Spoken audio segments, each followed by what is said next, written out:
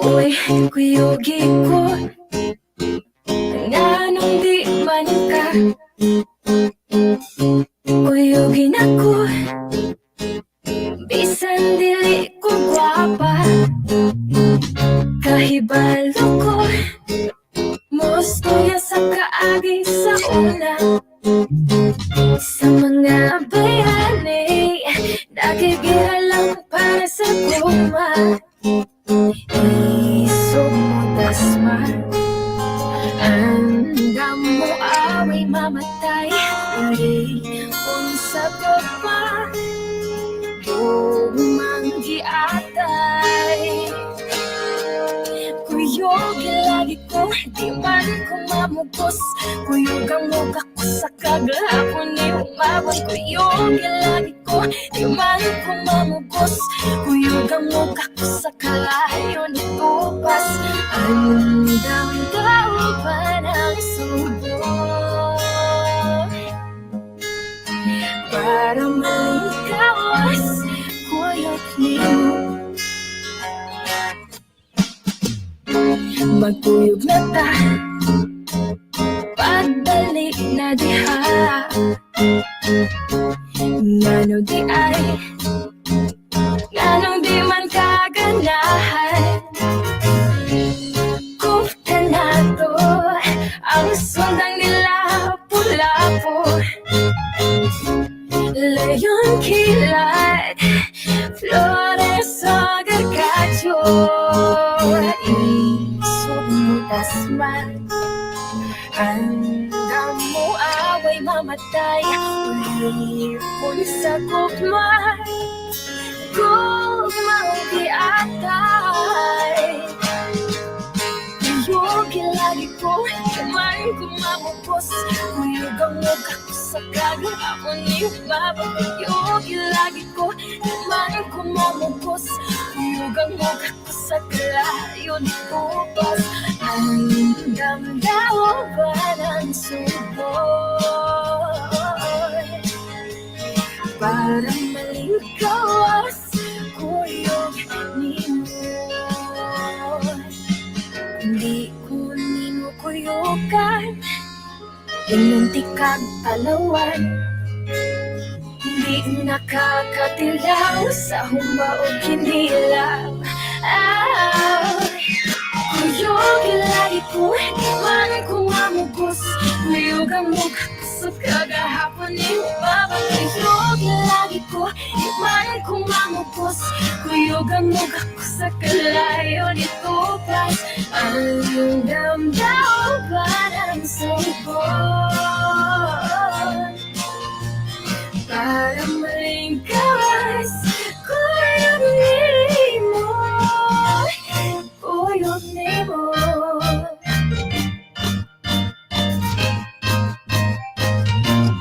Kuyog nimo.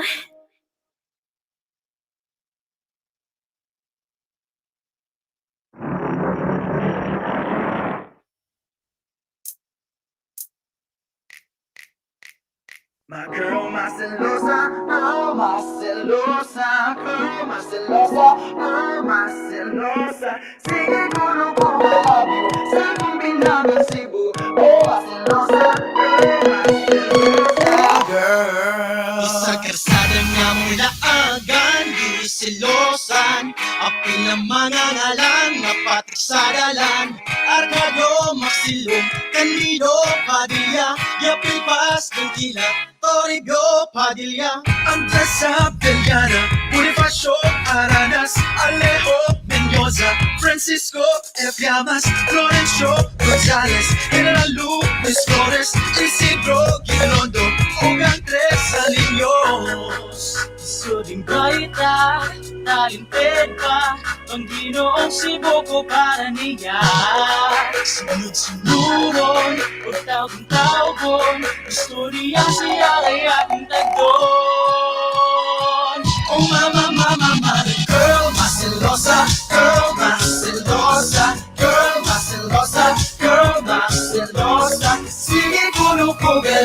sa bukid ng Cebu. Oh, maselosa, girl, maselosa, girl. Ganong mag-date kuno may atugod sa museo. Sige lang siya bago to, puring kaayo. Museo sa Pera, museo sa Cebu, ug sa 3 de Abril, irahan sa Katipunero. Ato sa Fort San Pedro, makachila na tampo. Ato pagod sa Karkar, matraidor, niandar, ilahan, kimorder. Ang choy nga silyong kilad, maumuban sa sudlon, nagtapok para sa gubay. Sining bright ka, ug talented ka, ang kinuwang Cebu ko para niya. Sunod-sunuron, ug tawgon-tawgon, gusto niya 𝗖𝗂𝗪𝗧𝙧𝙀. Oh mama, mama, my girl, maselosa, girl, maselosa, girl, maselosa, girl, maselosa. Sige kuno ko galagi sa bukid ng Cebu. Oh maselosa, girl, maselosa. Ayaw ka balaga, bawas ng butan ka, pareho ka gwapa sa mahal kang kita. Liwat ko sa kulolo, nga Katipunero. Oh baby, go lang nang go, let's go with you, you girl, ako ikaw ako supo. You girl, ako gugma, you are my Cebu. You girl, ako dampo, ikaw ako supo. You girl, ako gugma, you are my Cebu. Tumgami time, tumgami time, tumgami time, tumgami time, tumgami time. Mama, my girl, maselosa, girl, maselosa, girl, maselosa, girl, maselosa. Sige kuno ko galabi sa bukid ng Cebu. Oh, maselosa, girl, maselosa, girl, maselosa, girl, maselosa, girl, maselosa, girl, maselosa. Sige kuno ko galabi sa bukid ng Cebu. Oh, maselosa, girl, maselosa, girl.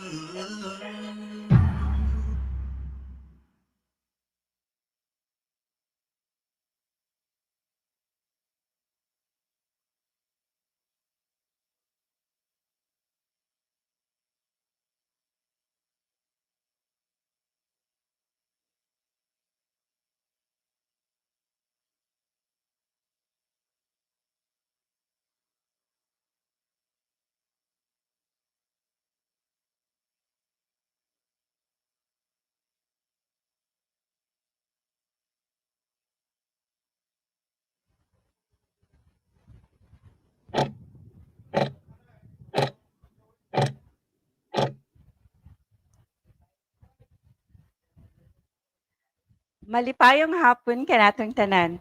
Panelists, the Cebu Heritage Hotel, in partnership with the National Historical Commission of the Philippines, the National Quincentennial Committee, the University of San Carlos Department of Anthropology, Sociology, and History, the Museo Sugbo or the Cebu Provincial Museum, the Central Visayas Association of Museums, the Diandi Heritage Center, and so on 2020 present to you this afternoon this exciting event celebrating the 6 years of Hardin Dagami, an event entitled Warrior Dagami, the chief of Gabi who led the 1565 to 1567 resistance against the Spaniards in Cebu. Daghang salamat for being with us once again. I am 𝗥𝙗𝗻, your host, and be with us this afternoon and tonight for our events to honor our hero, the Cebu hero, Warrior Dagami. So we would like to thank our audience online for being with us. We have Rodora from Flag and watching from Basak, and also Dr. 𝗤𝙧𝙧𝙧𝙀, thank you for being with us. Ellen, Ferdinand, and also Shan Javier from Shan Xavier, 𝗤𝗪𝗪𝗪𝗪 of an instructor of the University of Cebu main campus on social science and philosophy, and also Meryl Pipino from Daan Bantayan, Daniel Nino, and also from the National Quincentennial Committee page, Dr. 𝗂𝗪𝗧𝗃𝗃 from the University of the Philippines. So daghang salamat for being with us. And also, this event is an event celebrating the 6 years of our venue right now. So we are at Hardin Dagami.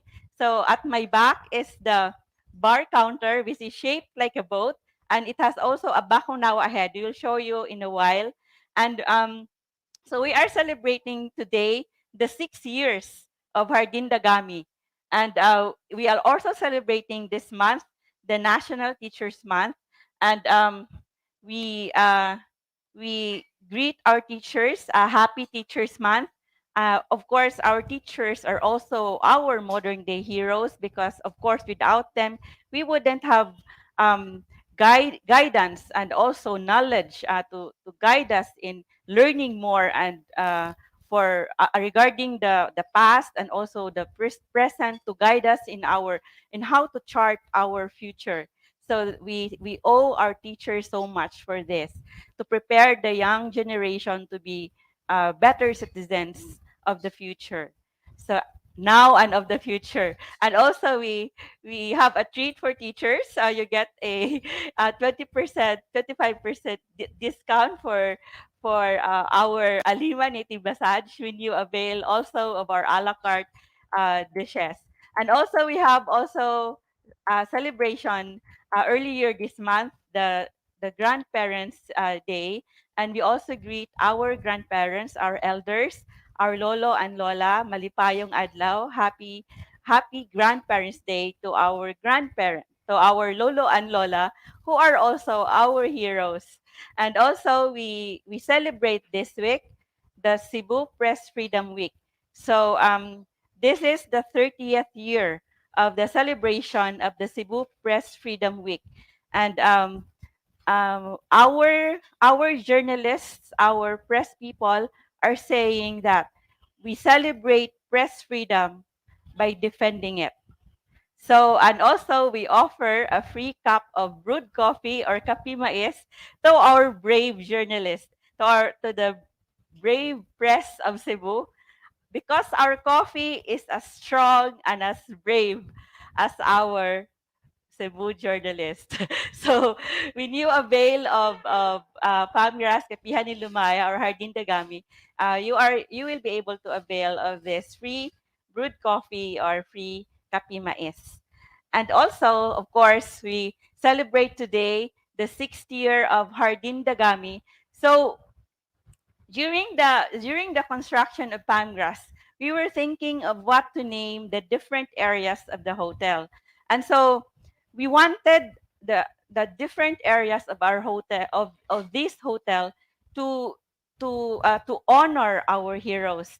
So we looked for heroes really of Cebu. So Hadagami, Warrior Dagami, is a less known hero of Cebu. We don't know much about him. And even the heroes of the Katipunan of Cebu, or the revolution against the Spaniards in 1898, we see their names on street signs like Leon Kilat, General Maxilum, and other heroes. We see the name of Luis Flores in Pasil. We see the name of T. Padilla, Padre Toribio Padilla. We see the name of C. Padilla. But most of the Cebuanos don't know anything about them. Even I didn't know anything about them at first. So, but when we researched, because this property is built on 𝗪𝗪𝗀 Street, we found out about who 𝗪𝗪𝗀 was. He was the governor of Cebu who also was anti-friars and who was for the separation of church and state. And he worked later with with Cebuanos who became leaders of the Katipunan. So we found out about Dagami. So we only know, usually we only know about in Cebu. If we say who is the hero of Cebu, we only know Lapu-Lapu.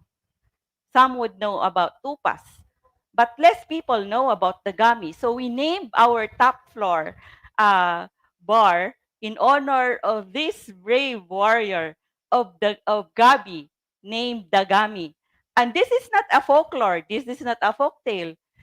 What he did is recorded in the archives of Madrid in Spain.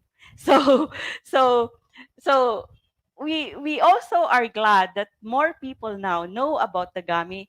In the same way as we also are happy that young people, the youth now know about Leon Kilat, when before only a few people know about, or in Cebu, even the kids now, some kids, some school children know about Leon Kilat. So we thank our partners in today's event, the National Historical Commission of the Philippines, the National Quincentennial Committee. You would be able to see the broadcast of this event at the pages of our partners: Museo Sugbo, the Cebu Provincial Museum, the Central Visayas Association of Museums, the Andy Heritage Center, so on 2020. And you are also able to see this at the page of Art Cebu, a group of artists promoting art online. So daghang salamat to our partners. Daghang salamat to our audience. Also, we greet Dewey Pasco from the Central Mindanao University. Thank you for joining us. And we also greet our audience, B, BB, Bibisu Louitsky, Kyle, and also Maybell, and we also have Brian and Alquizon and Sofronio and Catherine. Thank you. Jomar, thank you for joining us. So we would be having an exciting afternoon journeying back to our past, to the fight of Warrior Dagami, and also to the tattoos and amulets of this brave warrior.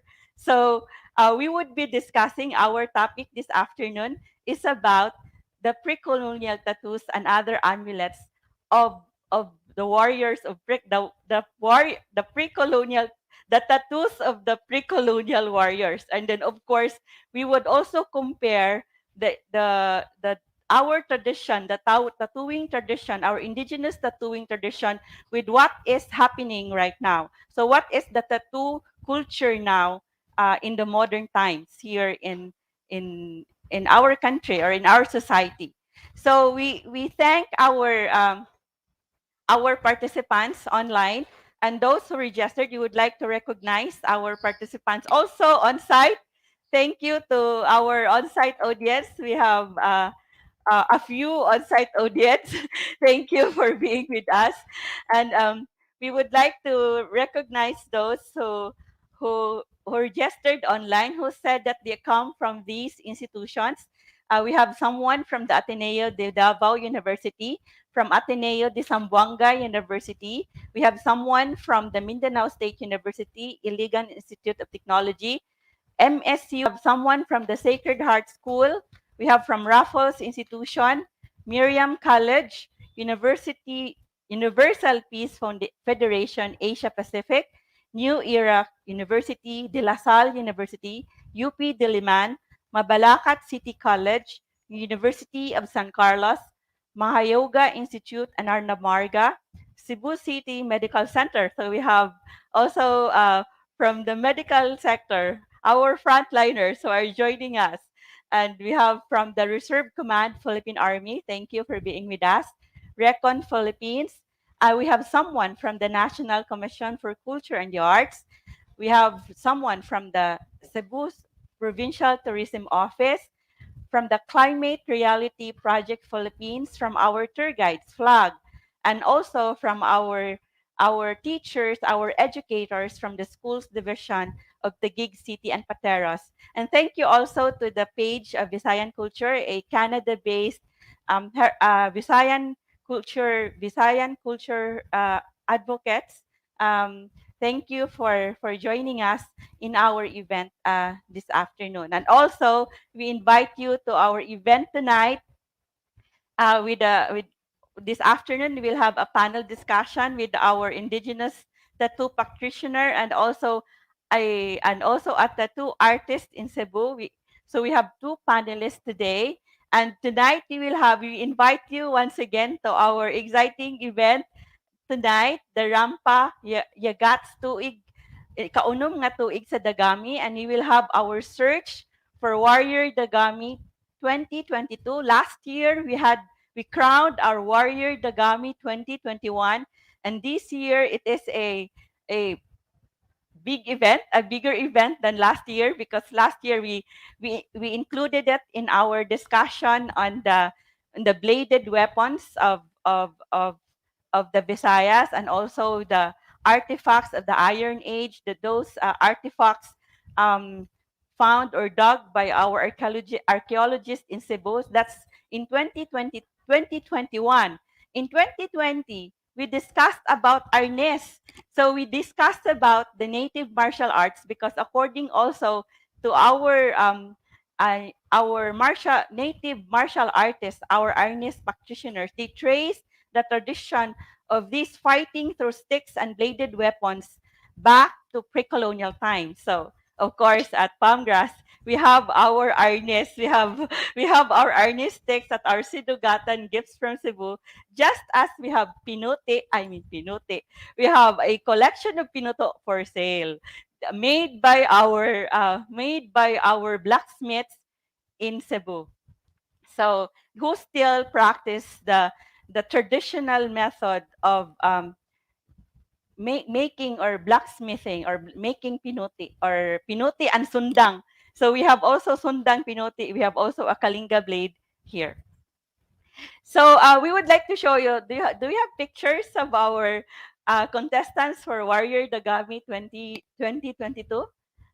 So we have our contestants. We would show you a few pictures of our contestants for Warrior Dagami, and who would embody most. So this is Jomar. Next, so we have is this Miguel? So this is Miguel, and this is Greggy, and we have also Dion, and we have this is Edgar, and we have also John Michael. Are those all in our photos?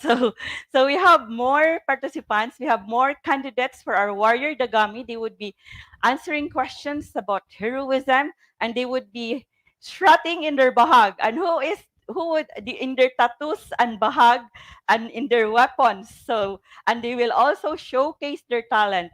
So watch out for it tonight at 8 p.m. We will have another event tonight to search in our search for the Warrior Dagami 2022. So join us tonight. It's very exciting, and you should cheer for them here on site if you can. If not, you can just cheer for them online. So our judges tonight are also an all-star cast. We will have Dr. Jobers Reyes Bersales as a judge tonight in our search for Warrior Dagami. He is a social historian and archaeologist.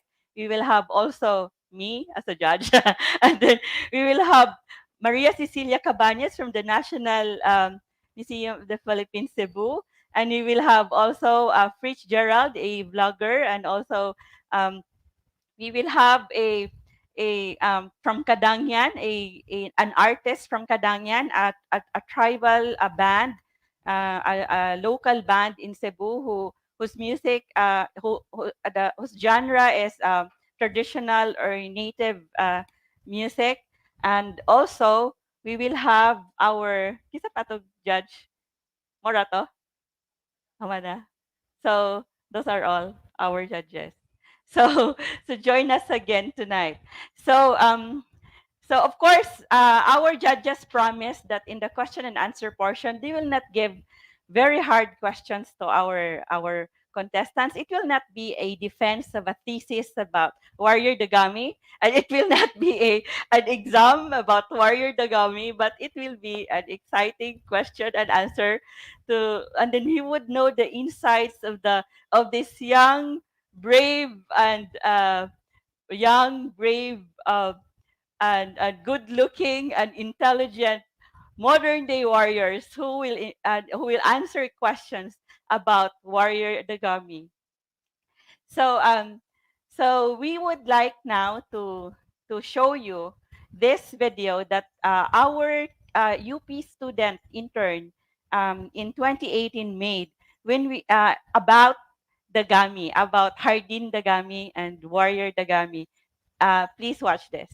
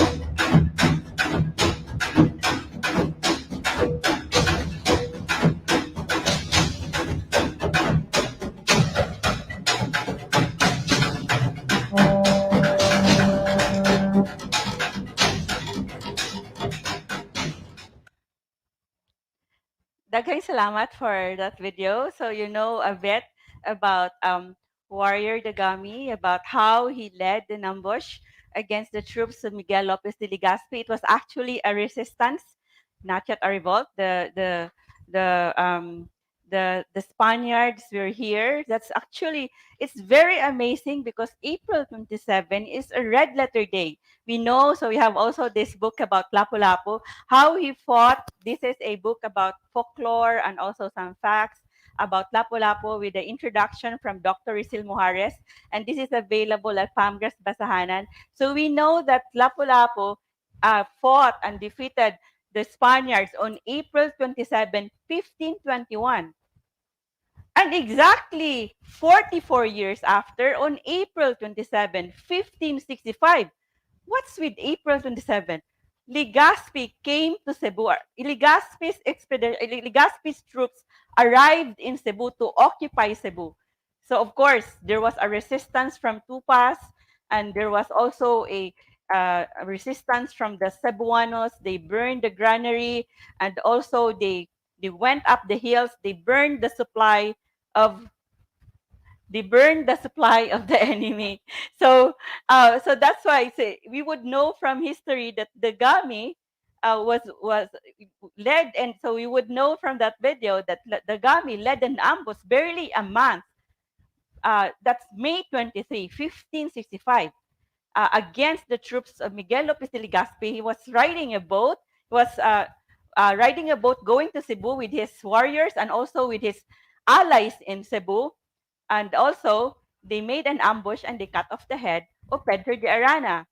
So that's why our bar counter here is shaped like a boat. So we have our counter at Hardin Dagami is shaped like a boat. So we have a Karakoa with a dragon head, a Bakunawa head, with a so at my back is actually the boat, the boat shaped bar counter. So it's shaped like a boat and also like a Karakoa.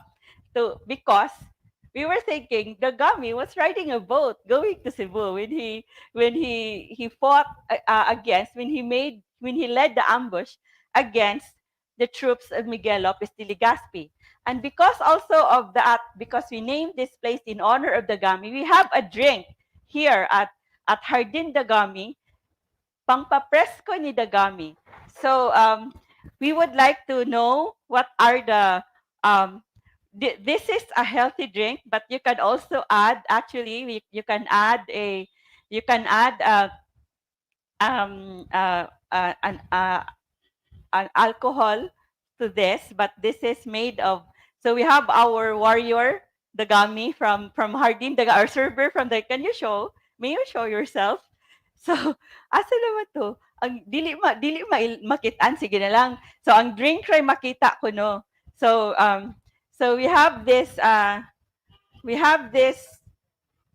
drink.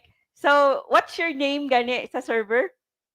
Erwin. So please explain the ingredients of this named in honor of this drink named in honor of Warrior Dagami.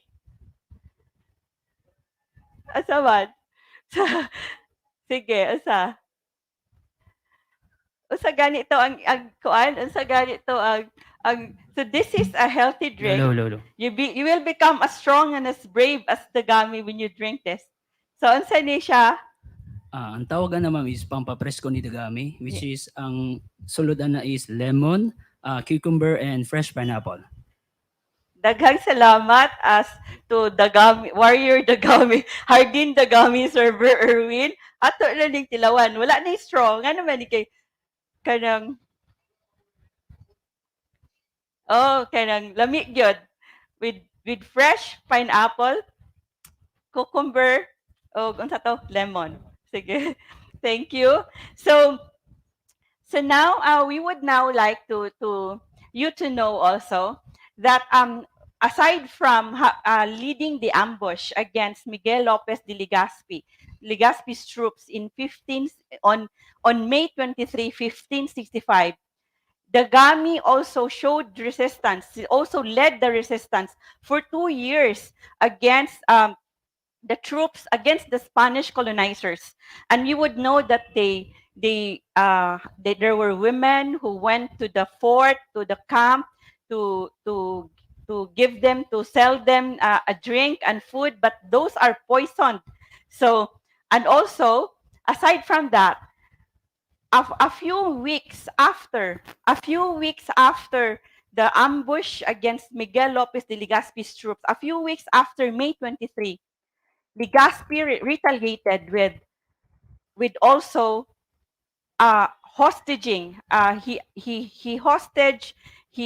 he hostage many Cebuanos, more than 20 Cebuanos, including the sister-in-law and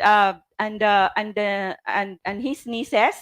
So we would like to show you this is an artwork by our artist Joshua Cabrera, and you would see this at our Galeria Independencia. So on because of this ambush, I mean, because after the ambush, Miguel Lopez de Legazpi hostage 20 Cebuanos, including Tupa's sister-in-law and nieces. And Legazpi demanded that Tupas should personally appear before him and that he and other Cebu chiefs should submit to Spain for the hostages to be freed. So on June 3, 9 Cebu chiefs, including Tupas, appeared before Legazpi. But there was one chief of Cebu that was conspicuously absent and did not show any, was absent in that show of submission. And who was this chief who did not bow down before Legazpi and the Spaniards? Kinsa man? Walay lain. Si Tupas went and submitted, and maybe it was just a show because it was not real, because the resistance continued even after that sort of surrender or peace negotiation or peace treaty. There was one Cebu chief who did not bow down before the Spaniards, even with the hostages. Sige, the online audience, who is that? Who was the one who was the chief who did not bow down to the Spaniards? Walay lain, of course. The warrior we are celebrating today, Warrior Dagami, the brave warrior from Gabi. So it's Gabi. The Gabi is one of the islands of Mactan, and Gabi is now known as Cordova. So right now there is a barangay or a village in Cordoba named Gabi, but according to history, the whole island in the past was Gabi, but it was part of Mactan. So who knows? Maybe the Gami was also a descendant. We don't know yet. Maybe he's a descendant of Kuan, of Lapu-Lapu. So anyway, so we would like. So what happened after that was on June 4, Tupas was forced to sign a peace agreement or an allegiance to Spain to free the hostages. But of course, this surrender did not end the Cebuano resistance versus Spain. Chiefs Dagami of Gabi and even Tupas, Chiefs Dagami and Tupas with other Cebu men and women continued the resistance against the Spaniards with actions such as poisoning the Spanish soldiers, refusing to produce enough food, blocking the supply from the other islands to starve the Spaniards, and conducting harassments and ambuscades. And in 1569, Legazpi goes to Panay to look for supplies. And then the Cebuanos, when Legazpi went to Panay, the Cebuanos burned the Spanish settlement in Cebu named Villa San Miguel. So wala naman sila. The settlement of the Spaniards was burned by the Cebuanos. But of course, Legazpi came back in 1570 and declared the first town in the colony Santissimo Nombre de Jesus. And in 1571, the Spaniards went to Manila and occupied Manila. And Manila became the center of the colonial government. And stay tuned for our discussion about the Battle of Bangkusay in Luzon, how the Spaniards occupied Manila, and this will be in November. Stay tuned for it. So now we would like to introduce our panelists. So taas na kaya ako introduction. So because my role is to discuss. If you have questions about the Gami, I hope we can answer. You can read it in the accounts of William Henry Scott, and we also got it from the accounts of 𝗖𝗂𝗧𝗧𝗀 in the Christianity of the Philippines, the history of Christianity of the Philippines. So we have, thank you, uh, Catherine Alabata. So we have an answer from Ferdinand Dagami. Kael Molo, maayong hapon. And also, so now we would like to introduce to you our panelists. First, we would like to introduce to you our panelists from Mindanao. So we have with us for the first time um, a tattoo practitioner who has studied about the tattoo practices of in our islands today, and he also traced the different practices in the different islands in our archipelago, and he is currently based in Bukidnon. So please help me welcome. We are glad and honored, and it is our pleasure to have with us today, although in recording, Piper Avas. Maayad haal daw, Piper.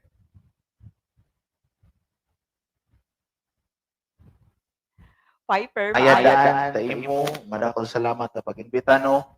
Anak din kita programa diri kang adlaw sa Palmgrass Hotel. Salamat kayo sa pag-invite nimo. I am honored and privileged to be here.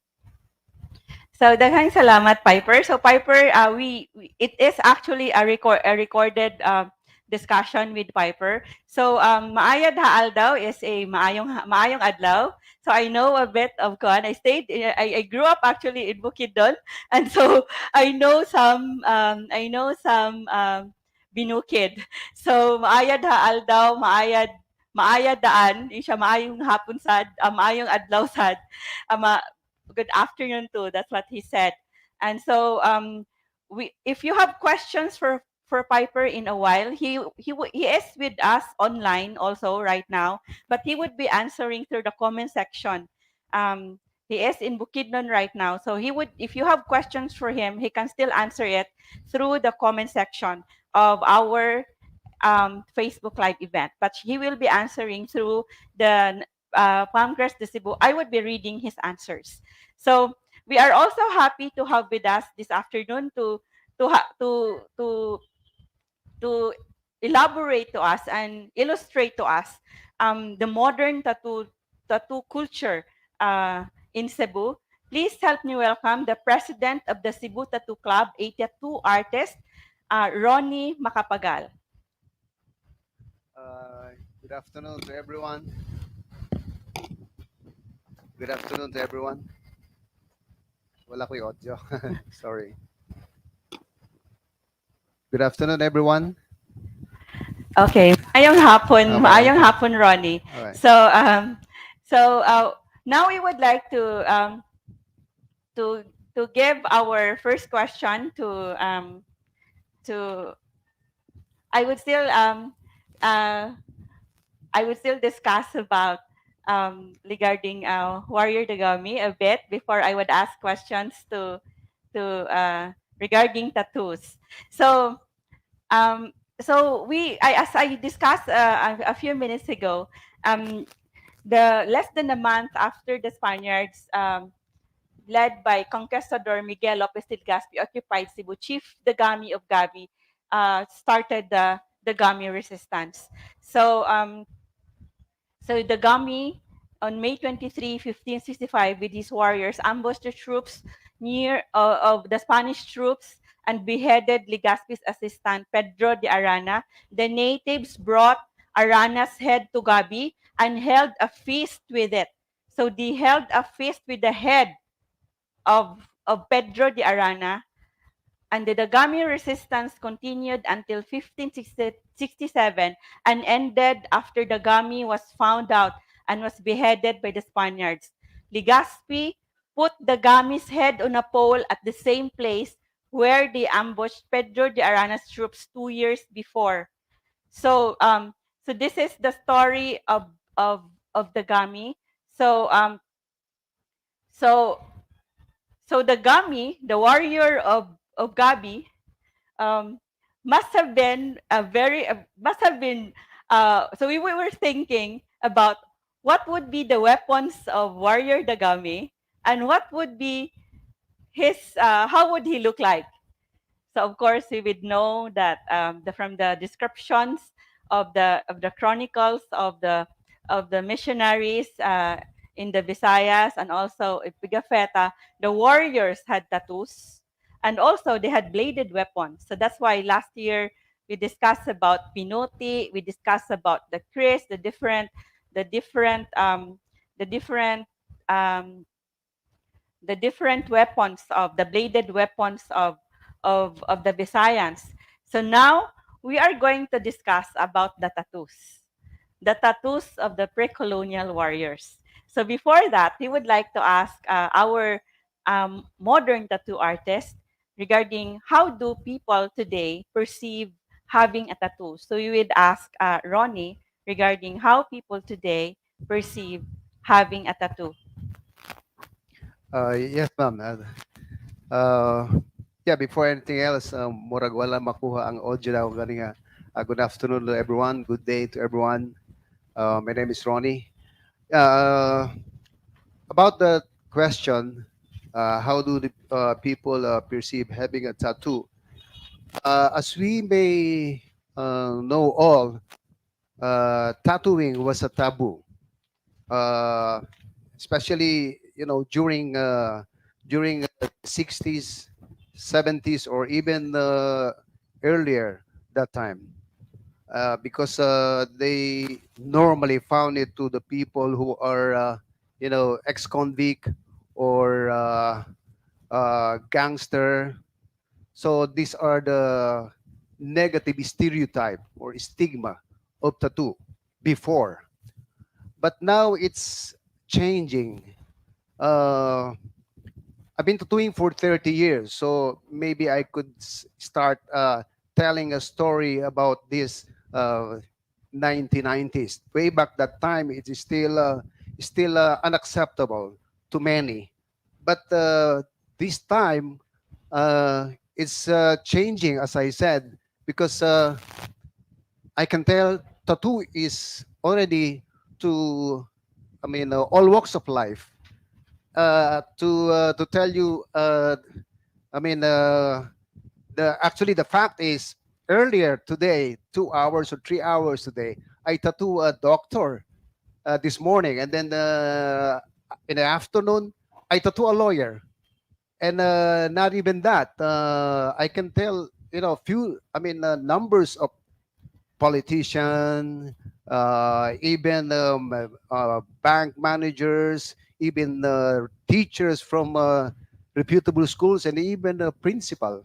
So I can tell that this is really acceptable. This time of ours now.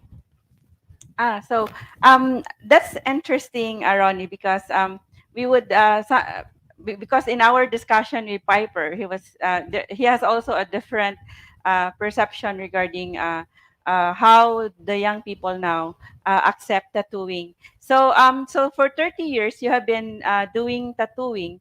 So what year did so you said it just recently that people are that you have more clients in your tattooing work. You mean, yeah. It started way back that time, but a little earlier, like 60s, 70s, it was really still a taboo that time.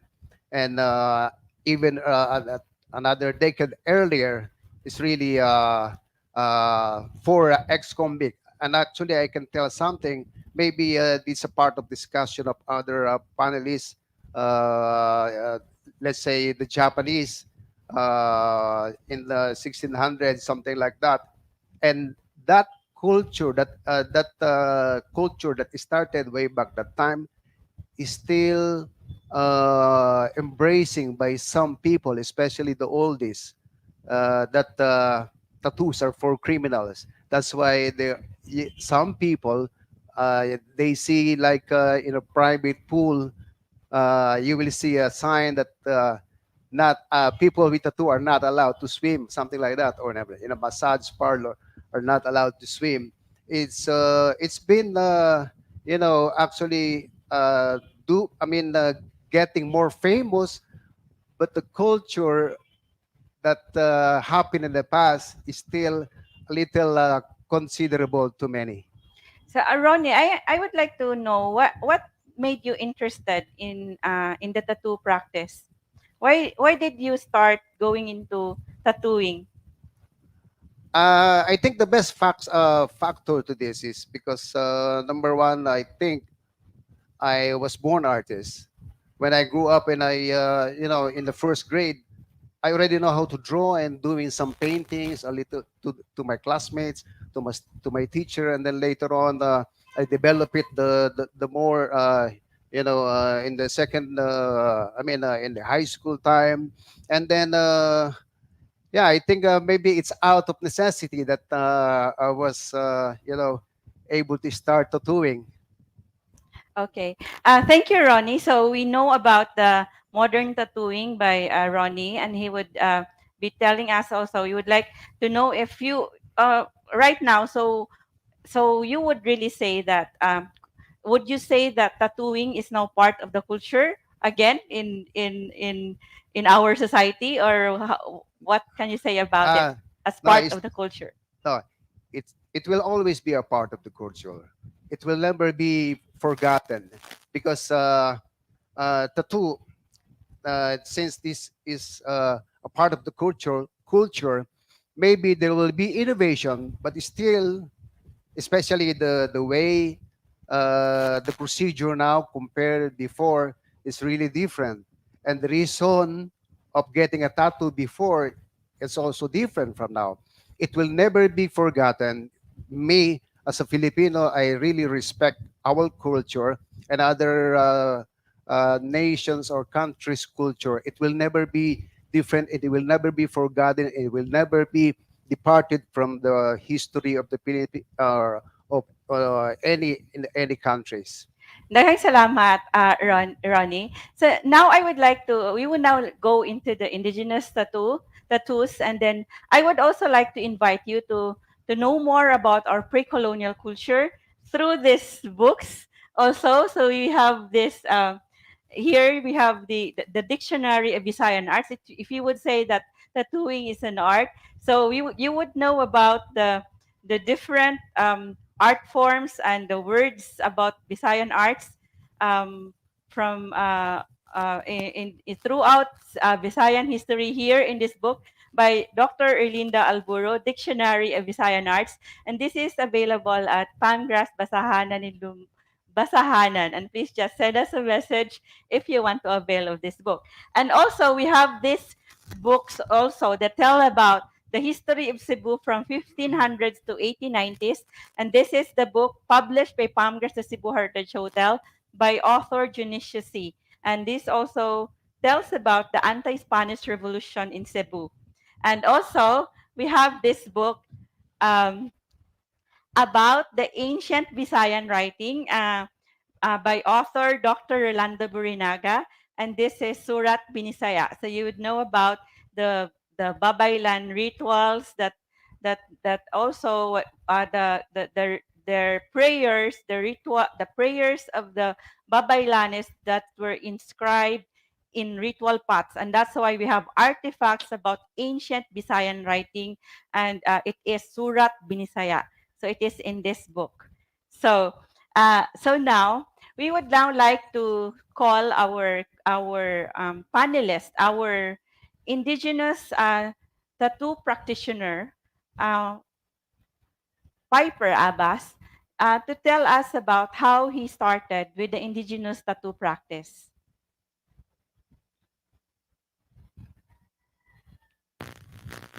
Ako. it was probably influenced sa ako ang heritage. We are part Lumad and Visayan also, na mix na gyud ang amo ang lineage. And growing up sa Bukidnon, na surround yung kayo ko sa mga kultura sa indigenous people. And I've been researching various indigenous practices for the past 13 years, particularly sa symbolism and tattooing. But it wasn't until 4 years ago pag yung ko nag-practice hands-on. For the past 13 years, it was reading, going to indigenous communities, talking with the elders. Muna siya. So, daghang salamat, Piper, for telling us about how you started. So he started learning about tattoos because of he is partly his bloodline is he is a lumad, he is a higaonon, and he also has he's also Bisaya and also higaonon, from an ethnic group in Bukidnon. So he grew up with the indigenous peoples having tattoos. So that's why he got interested into learning about tattoos. So Piper, we would also like to ask you about what are the places where you went to have your research on our tattoo heritage. Ang ang pinakaduulan sa amoa nga naa pagyapon buhi pagyapon ang practice are the manubo groups and their subgroups, mga matigsalog, matiglangilan, matigsilangon, tigwahanon. Pretty much similar na sila og linguistically and mga practices. Mag-differ lang sila sa ilahang settlements, mga ata. Nakadto na sad ko wherever nga naapay traces of tattooing. Mga elders, bahalag isa na lang nabilin, duha na lang nabilin. Sa South, sa Tiboli, mga various other indigenous communities, groups, o particularly po sa amoa, tingali, murag diha gyud ang ako ang interest unsa may nahitabo sa tattooing practices and what did the stories that it told para sa amoa. So daghan pa kayo mga various, some of them are still closed community nga remote areas, pero ubay-ubay na sad. Thank you, Piper. So we really admire the passion of Piper in tracing this tattoo heritage. And so he noticed, he observed, and he studied the tattoo tradition of the different tribes or ethnic groups in Mindanao. And also he went also to areas in the Visayas that still have tattoo practices, and also in the northern Luzon. So Piper, we would like also to know if regarding what have you seen, tell us about the indigenous tattoo tradition and practices that you have learned in the different areas in the archipelago. The tattoo tradition sa Philippines is tibok siya nga covered all over the Philippine archipelago. So the most well-documented sa indigenous tattooing is the Luzon groups sa northern Luzon, particularly the Igorot groups. So daghan kayo og photos and documents, historical archives written about them than any other groups in the Philippines, like the one here from the early 1900s of the Igorot people, particularly of the Bontok group. Moni sila ang daghan kayo mga tattoos, both men and women, and their neighboring tribes as well. Sa Mindanao, next slide.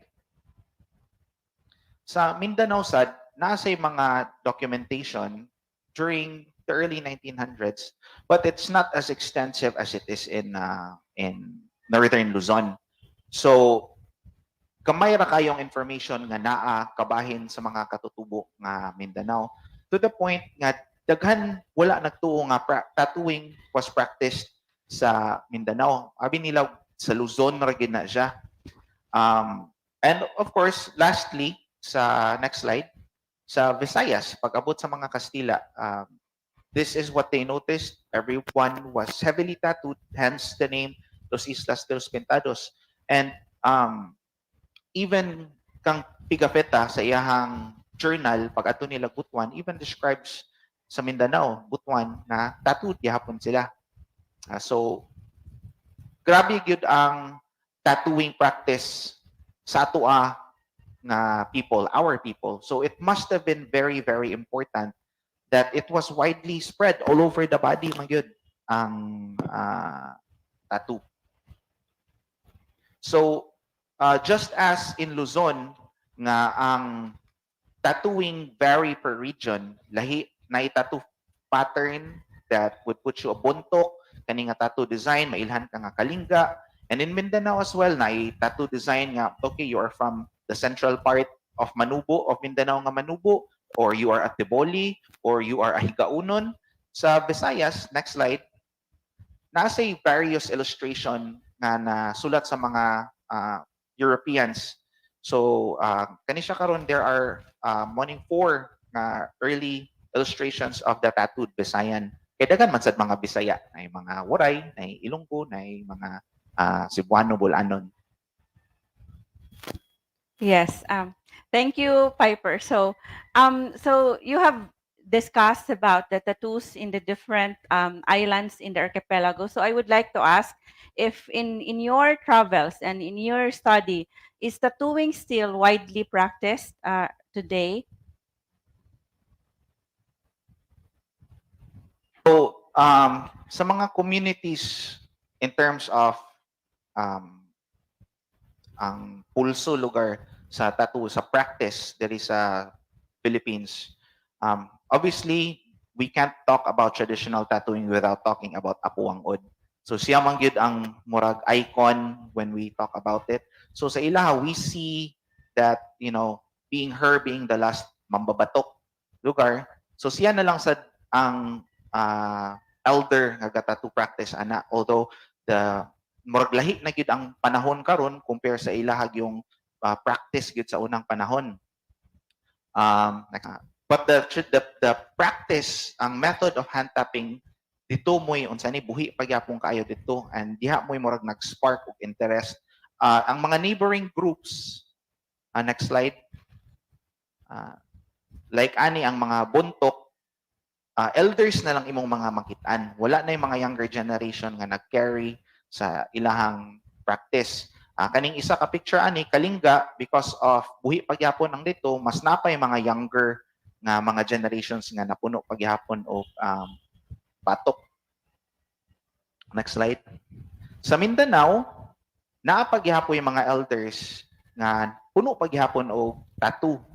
Although pangitaunon ang uban nga elders, more or less maka-encounter gihapon ka. Naay mga communities sa maning picture sa center nga as far as the community knows, siya na lang pud mo'y last nagatattoo sa ilaha, and she hasn't been tattooing for the past 30 years. Kay wala na may mga tao nga magpapatik, nag-change naman gid ang times, so ang iyang skills murasag nag-deteriorate kay wala na na-practice, but the wisdom is still there. Napagyapon ang alam unya. Ang akong na-observe tingali, next slide, is inani ang older generation, makitaan pa nimo nga sila na lang to ang puno pa og kanang mga tattoo. But sa mga younger nga generation, rare na lang kayo, panalagsaon na lang kayo. Patikan sila gamay, that's it. Lahi na ang ilahang murag pananaw bitaw kumpara sa old generation. So we do notice, we observed a shift in the mindset and approach sa traditional tattooing to the new generation. And even ang mga bata, ang mga tiguang sa una, sila kuno, gagmay pa sila, daghan kay sila maglinya para tatuhan. Karon ang mga bata, gagagamay na lang daw kuno sila.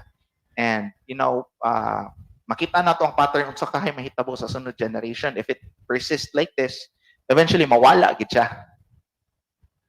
Daghang salamat, Piper. So, Piper was saying that the young people now in the different ethnic communities and ethnic groups do not anymore want to have traditional tattoos. So, less young people are interested to have tattoos, and so there are even indigenous tattoo practitioners, like tattooer, or those who do that, those who do tattoos among the ethnic groups, that they haven't tattooed for how many, like 30 years.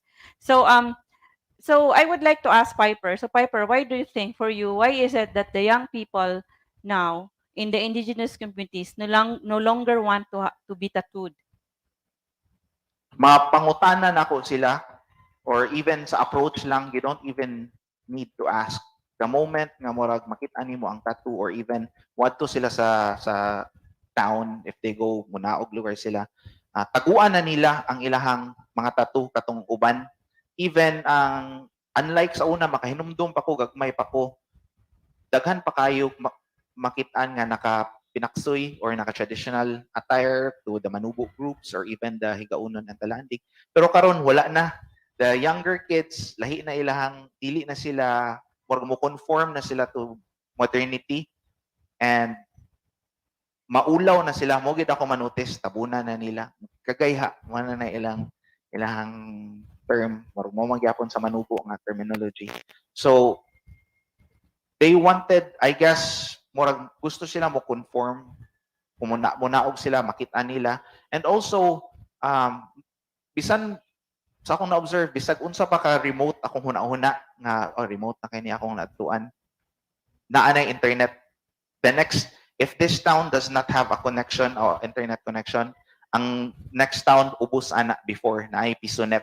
So, mubiyahe na, mubaklay na sila 5 to 10 kilometers para lang maka-wifi kadali.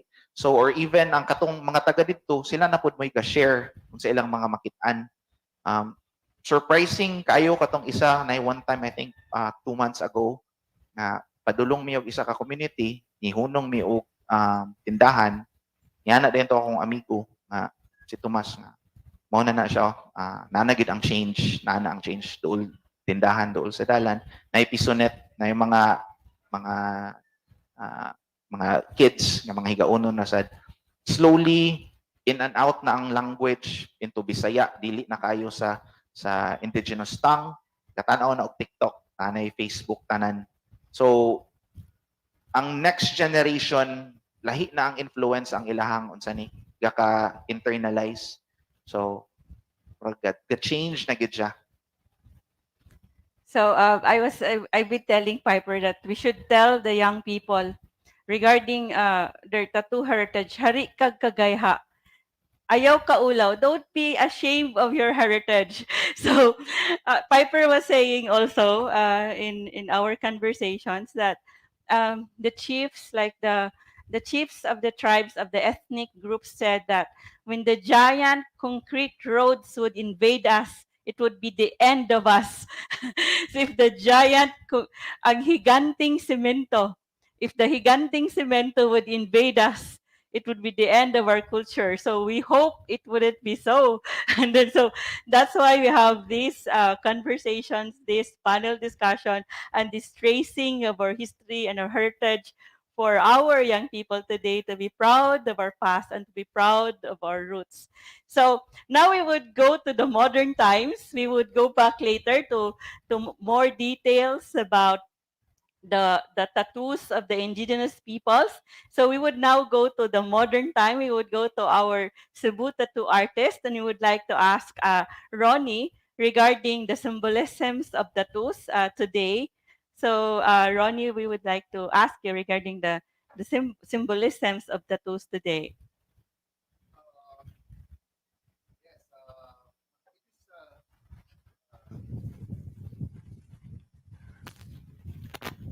Yes. Hello? Yes.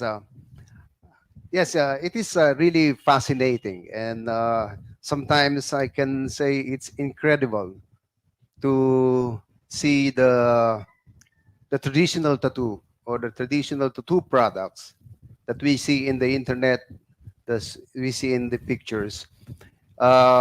Because in every culture, there are different ideas and different what you call this interpretation of the tattoo they had before. But about the symbol and the meaning of each tattoo are really different. Let's say, for example, that what I said about Japanese. The reason why these Japanese people before have a tattoo because they were marked to be criminal.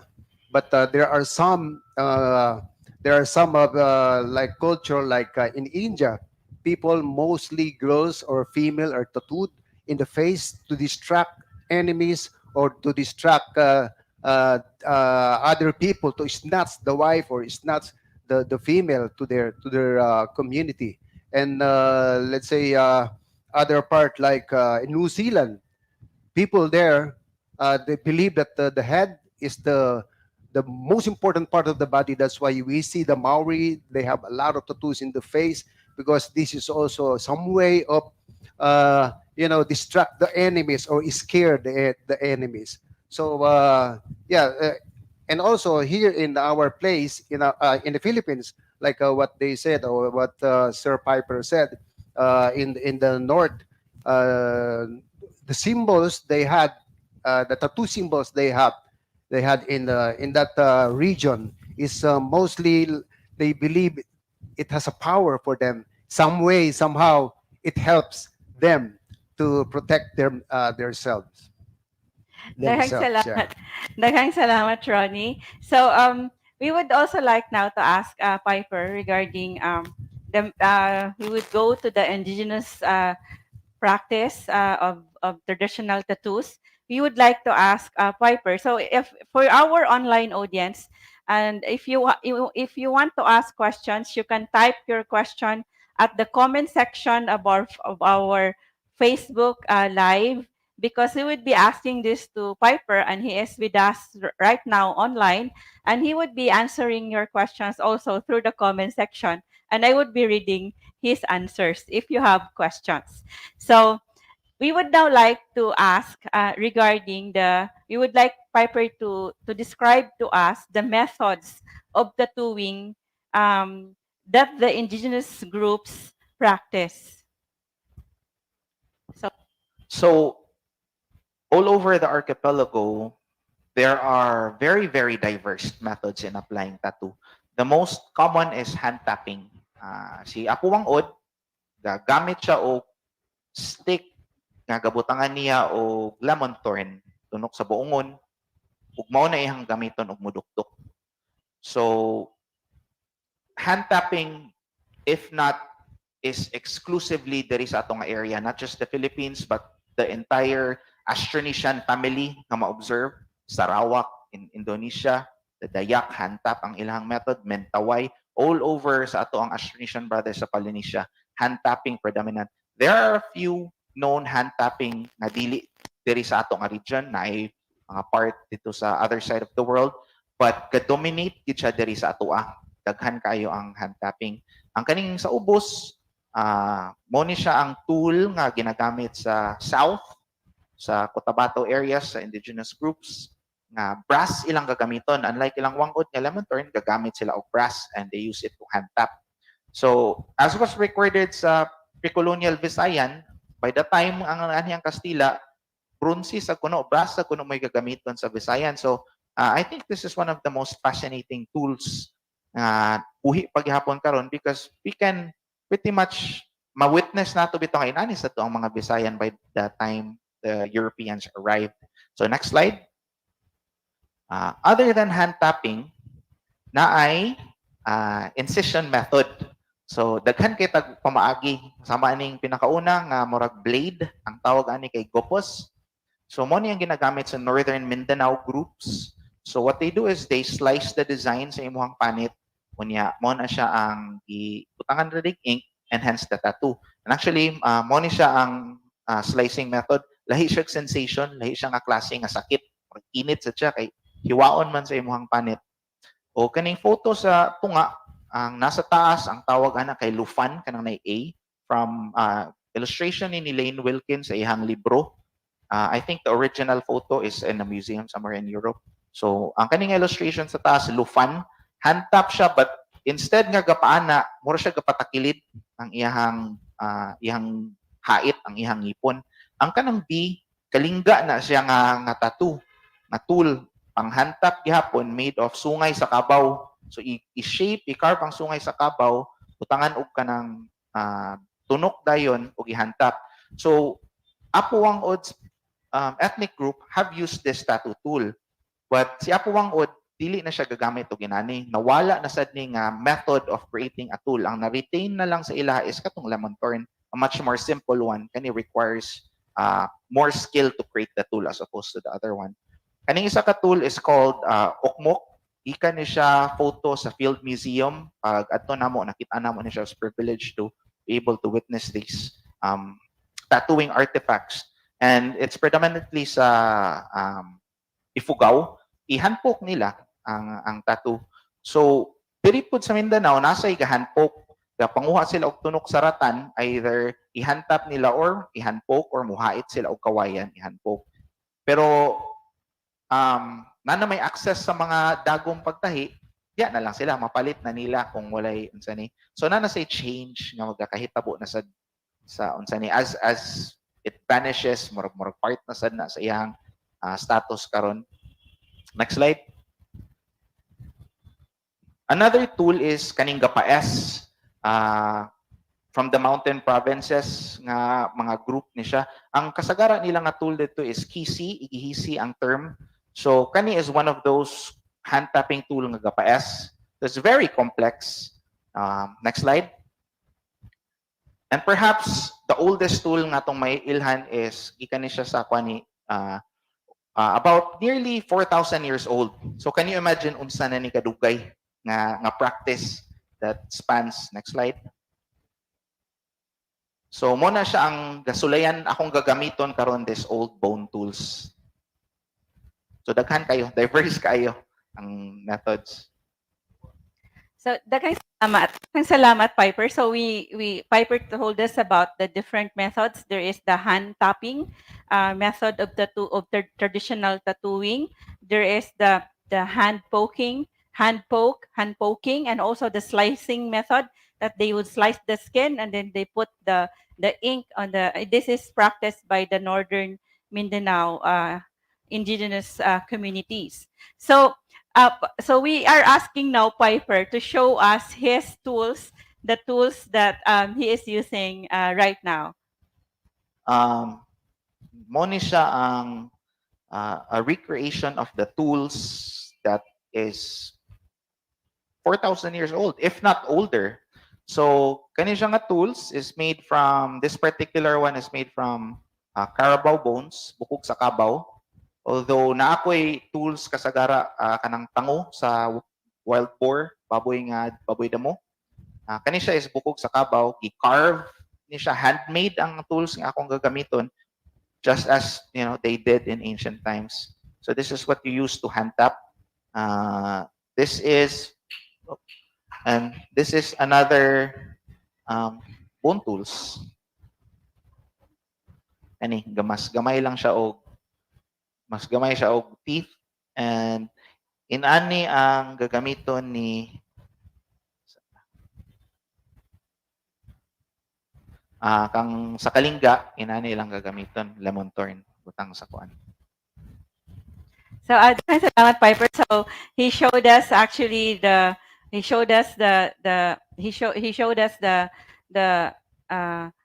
tools that he's using. There is a lemon thorn, and also a tool made of carabao bones. And he said there is also a tool made from the tango, the tooth. Unsa na yung tango? Incisor. From of the wild boar. So actually, so if you have seen my photo with Piper, so I asked him to try the hand tapping to my skin, but although I did not have a tattoo yet, because of course the traditional tattoo has lots of rituals, and it goes through a lot of process. We need to go to the elders of the community, and you need to have a ritual to connect us, to reconnect us back to our roots and to why we want to have this traditional tattoo. So it's different from the modern tattoo. So because we have a modern tattoo artist with us, we would also like to ask our modern tattoo artist, Ronnie, regarding the method right now. What is the modern method of tattooing, and also the tools used in the modern tattoos? Nowadays, as I said earlier, the tattoos will not be forgotten, or Philippine cultural tattoos will never be forgotten, but it's maybe uh, evolving. So now we are using electric tattoo machine. Before we have this, like Thomas Edison, what you call it, invention for the first electric tattoo machine. But now, and it was heavy, a little heavy.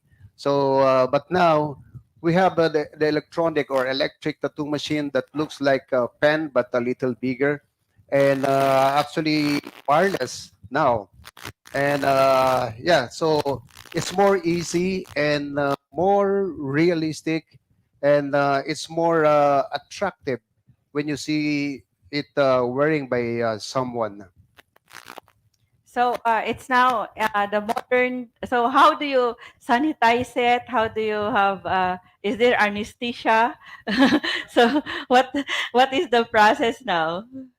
Yes, yeah, as president of Cebu Tattoo Club, we have this periodical seminar orientation about the hygiene, about the health and cleanliness, sanitation of our material, our ink, our everything we use. It's actually most of our equipments and materials are disposable. So yeah, so you can expect that mostly to professional tattoo artists now. And one thing for sure, all the Cebu Tattoo Club members are practicing that sanitation. So, daghang salamat, Ronnie. So, we would now go back to our indigenous practices. We would now like to ask Piper regarding the regarding the warrior tattoo patterns. So, what are the indigenous warrior tattoo patterns? Because we're talking about today, we are talking about the warrior Dagami of Cebu and how he would have looked like in the past. And so he would have tattoos. So please tell us about the indigenous warrior tattoo patterns that you have seen today and also in your studies about our history. At tattooing is very, very much associated sa warriors. Murag mo man na siya ang um, end up being highlighted kay exotic bitaw kaayo nga mo adto sila into battle and then they come home with tattoos. And this is not just in the Philippines but is in our region. Daghan og mga warriors linked to tattooing. So next slide. Perhaps the most popular ani nga connection sa tattoo are the Northern Luzon groups. Sila man ang last recorded murag dugay na putol sa ilaha ang practice, particularly headhunting. Dugay na wala sa ilaha ang diri sa Visayas ayo man kay nawala. So napagi record sa headhunting ang mga Luzon. So it's then tattooed sa ilahang lawas kani mo makita diri karon nga arch over sa ilang pectoral muscles. So next slide. Sa Mindanao sad nasa mga designs that is linked sa mga warriors. Sa amongst the manubo ang kaning lizard water monitor o term, ang term ana sa mo is paluos or halo sa Bisaya. So it is associated with mga bagani, alimaong, or warriors. Oftentimes, nasa mga oral traditions sa tigulang nga naana sa mga dughan nila, but mostly nasa mga arms. So this is associated with being warrior, mo go to war. It's ang essence of warrior perhaps and how it relates to muy mag-reflect ani, for instance, ang pangayaw kani siyang murag going to war, vengeance killing, inana na siya, which very common thing sa unang panahon nga always ka na magsige sila og kanang away sa neighboring tribes or mga invaders o uban pa. Next slide. So perhaps kaning last gyud sa Luzon tingali or kaning nasa photo during World War II, madaghan silang napatay nga mga Hapon. So ang nasa ilang dughan, mostly fern designs, inspired na siya sa mga ferns ang nasa ilang dughan. So nasa sila'y prerequisite requirements, pila kabuk tayo mong mapatay, ay ka pwede patikan ani. But it's so strange, nganong fern man ang ibutang, di ba? Marag, it's dili siya non-threatening element siya of nature to be associated with killing, beheading, collecting heads. So this is very interesting kay lawong day kani siya og narrative nganong inaani ni siya. So it can be traced sa ilang oral tradition. Ani ga kwan sa ilang oral tradition sa Northern Luzon groups. Next slide. So as the story goes, to better understand unsa magyud ang connection aning tattooing, why you tattoo, to better understand is kung atong tanawan ng ilang oral tradition. So one of the oral tradition nila diya sa Northern Luzon groups, a long time ago kuno, na ako na character warrior, a brave warrior whose name is Balitok. Nani si Balitok, iyang gitapo kuno iyang mga kauban nga warriors, kung adto ta dito mag-raid ta, mag-headhunting raid ta, or kung sa Visayas, Mindanao, pangayaw.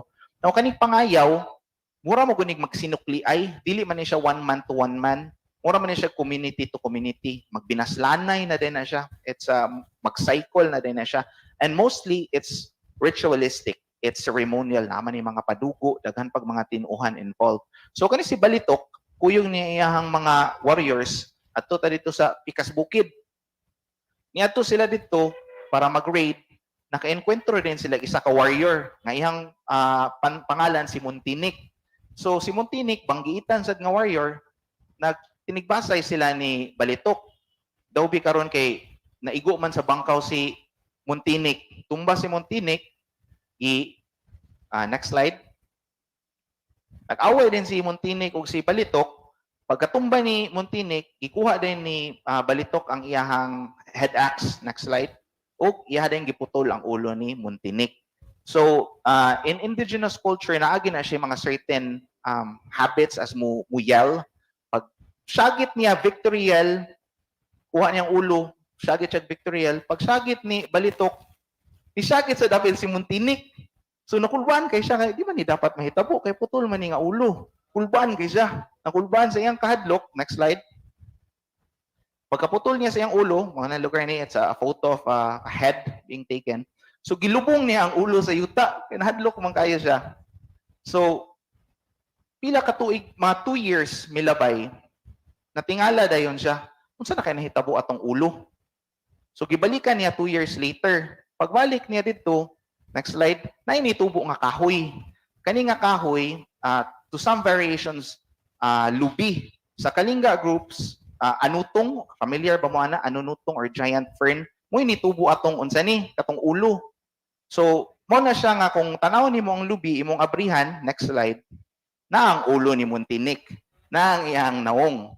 So, that mo na siya ang kanang oral tradition ana lugar. So, since raiding is a ceremonial, ritualistic vengeance killing practice, pag uli anang mga warriors sa una nga nindaog sa headhunting, i-greet na sila og fest.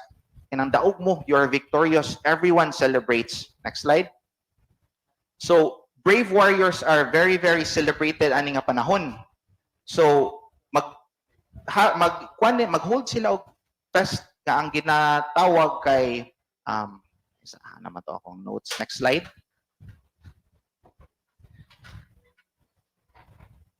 Kanyaw. Kanyaw, ang tawag anang event. So this is a celebration. So kung tanaw nimo, a feast to celebrate the successful warriors, Kanyaw, na siya mo correlation sa word nga pangayaw there is a Visayas ug Mindanao, which also correlates to going to war. So pag celebrate aning Kanyaw, they not only celebrate the warriors, but they celebrate also katong tao nga ilang gipatay.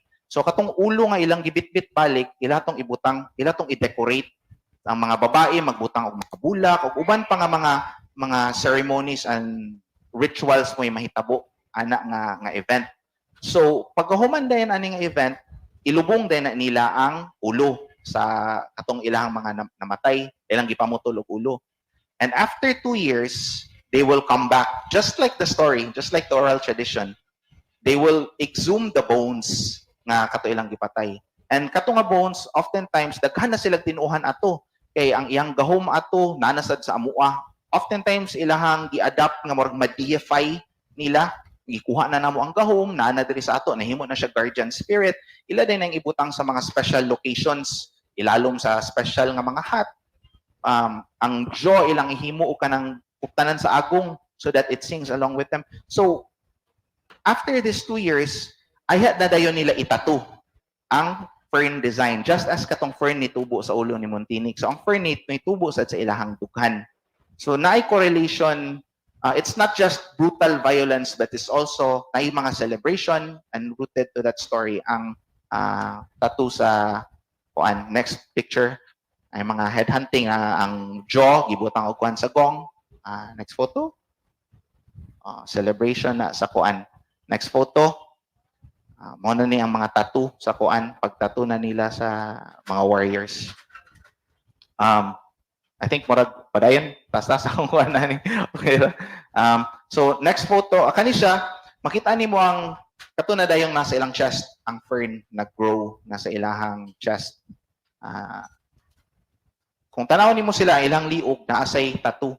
So the more successful ka, ang imuhang tattoo grows along with you. Labi na ning liog, sakit kani nga part good, una-una nimo dukdukon. And tanaw nimo ang boxer codex, next photo. Nasay ang mga Visayans sa una moabot sad sa ilahang liog. So this particular individual nga puno kay patik must have been a brave man. All the way nanas iyang naong, next photo. Nagya po'y just as in the indigenous people in the north, puno gyapon patik ang nawong for the really, really brave people. Next photo. Naay parehaan ni pinangar ang tawag ani. If pinangar kung wala ko na sayo, ngipon ni siya sa buaya. Ibutang nila sa ilang jaw. So very similar nga, I think it was Father Collins in the 1600s nga nagsulat nga ang Visayan sa una, at si tattoo sa nawong like gaping jaw nga murag buaya. So similar kayo, gamirror kay sila sa indigenous people up north. Aning sani. Next photo. Pareha ani. Moy gaping jaw. Next tattoo. Next picture. Murag naba ni face tattoo sa kuan. Nabo siya face tattoo. In terms of amulets, nakoy mga madunggan nga mga mura lugar anting-anting, but I have not yet witnessed unsa na sila. Maybe kung naamang galing, it was hidden. Even today, even sa time kanang anting-anting, which is in history associated with the Katimoneros, no? Naa sila anting-anting. But it is not. Daghang salamat, Piper. So actually, the video continued until for the next question. So, so Piper was telling us about this very interesting facts about the indigenous tattoos and also the tradition in the indigenous communities. For example, he talked about the tattoos of the brave warriors, which reach up until the face, because the brave warriors who have defeated so many enemies and had cut off the head of so many enemies have tattoos up to the neck and up to the face. So we would know about the description of 𝗥𝗶𝗽𝗲 when he came to Cebu, and he said that his description by 𝗥𝗃𝗃 of Raha Humabon, and he described Raha Humabon as a man with, he was stout, but he had so many tattoos, and he has tattoos up to his face, and the design of the tattoo on his face was a fire tattoo. So he had a tattoo design, a tattoo with a fire design on his face. So Raha Humabon must have been a very brave warrior, because he already has tattoos on his face. So this is also interesting, the story about that, the fern design in northern Luzon, that they would see that they thought in their head hunting tradition, that they would cut off the head of the enemy and they would bury the head. They would have a feast of the head with the head. They will have a 𝗤𝗷𝗀 and having a feast with the head. Just like what the Gabi people, the Cebu people, the warriors of Cebu, the 𝗥𝗍𝗄𝗏 and his warriors did. In 1565, after they cut off the head of the enemy, the assistant of Miguel Lopez de Legazpi, 𝗏𝗏 de Arana, they brought the head of 𝗏𝗏 de Arana to Gabi, and they had a feast with it. So it is 𝗤𝗪𝗪𝗪. 𝗤𝗪𝗪 is their fighting against the enemy. And then the 𝗤𝗪𝗪 is the feast with the head. So that tradition, so it is still practiced, or some parts in northern Luzon or in other parts of the archipelago still practice 𝗤𝗪𝗪 with head hunting. And they also believe, so in that story, they would bury the head. After they will have a feast with it, they would bury the head, because in the folk story, when they dug up the head 2 years after, there was already a fern growing where they buried the head, and then it would be fern or a coconut, and of course when the coconut has the head, for a shape of a head with the nose and the eyes. So the head hunting tradition was also practiced in Cebu. So what the Dagami did and his warriors, when they cut off the head of 𝗏𝗏 de Arana, it was head hunting, and they got it because it would add more power to them. They believe, so when we had a discussion of that regarding the the pintados, the tattooed people. According to our resource person, Dr. Vic Villan of the University of the Philippines, Diliman History Department, the Visayan people believe that if they got a part of the body of their enemy after killing the enemy, and they would get part of the body of the enemy, it would add to their power. So that's the story that Piper said. About 2 years after, they would get the different parts of the head and put it as a part of an instrument, like a gong, or part of their shield, or they would put it as part of their weapons. So to aid them, because they believe that it would add to their power. So now we would like to ask Piper to talk about the head hunting tradition. The head hunting tradition can you talk more about the head hunting practice in Mindanao? At some point in history, naagyo ang headhunting, maybe sayo nawala, sayo na unsa ni. Sa Mindanao, nasay headhunting pero dili kay siya as prevalent, kay lahi ang focus pud sa Mindanao, mura gusto nilang arms, mo ilang pamutlon ang limbs. But at some point in history, naagit gihapon na siya na nag-exist. Unsa na mga kana ko nga makarelate ra gyud ka ani nga story na nakuan sa ko pagstorya nimo kaganina. Ma-relate gid ni siya.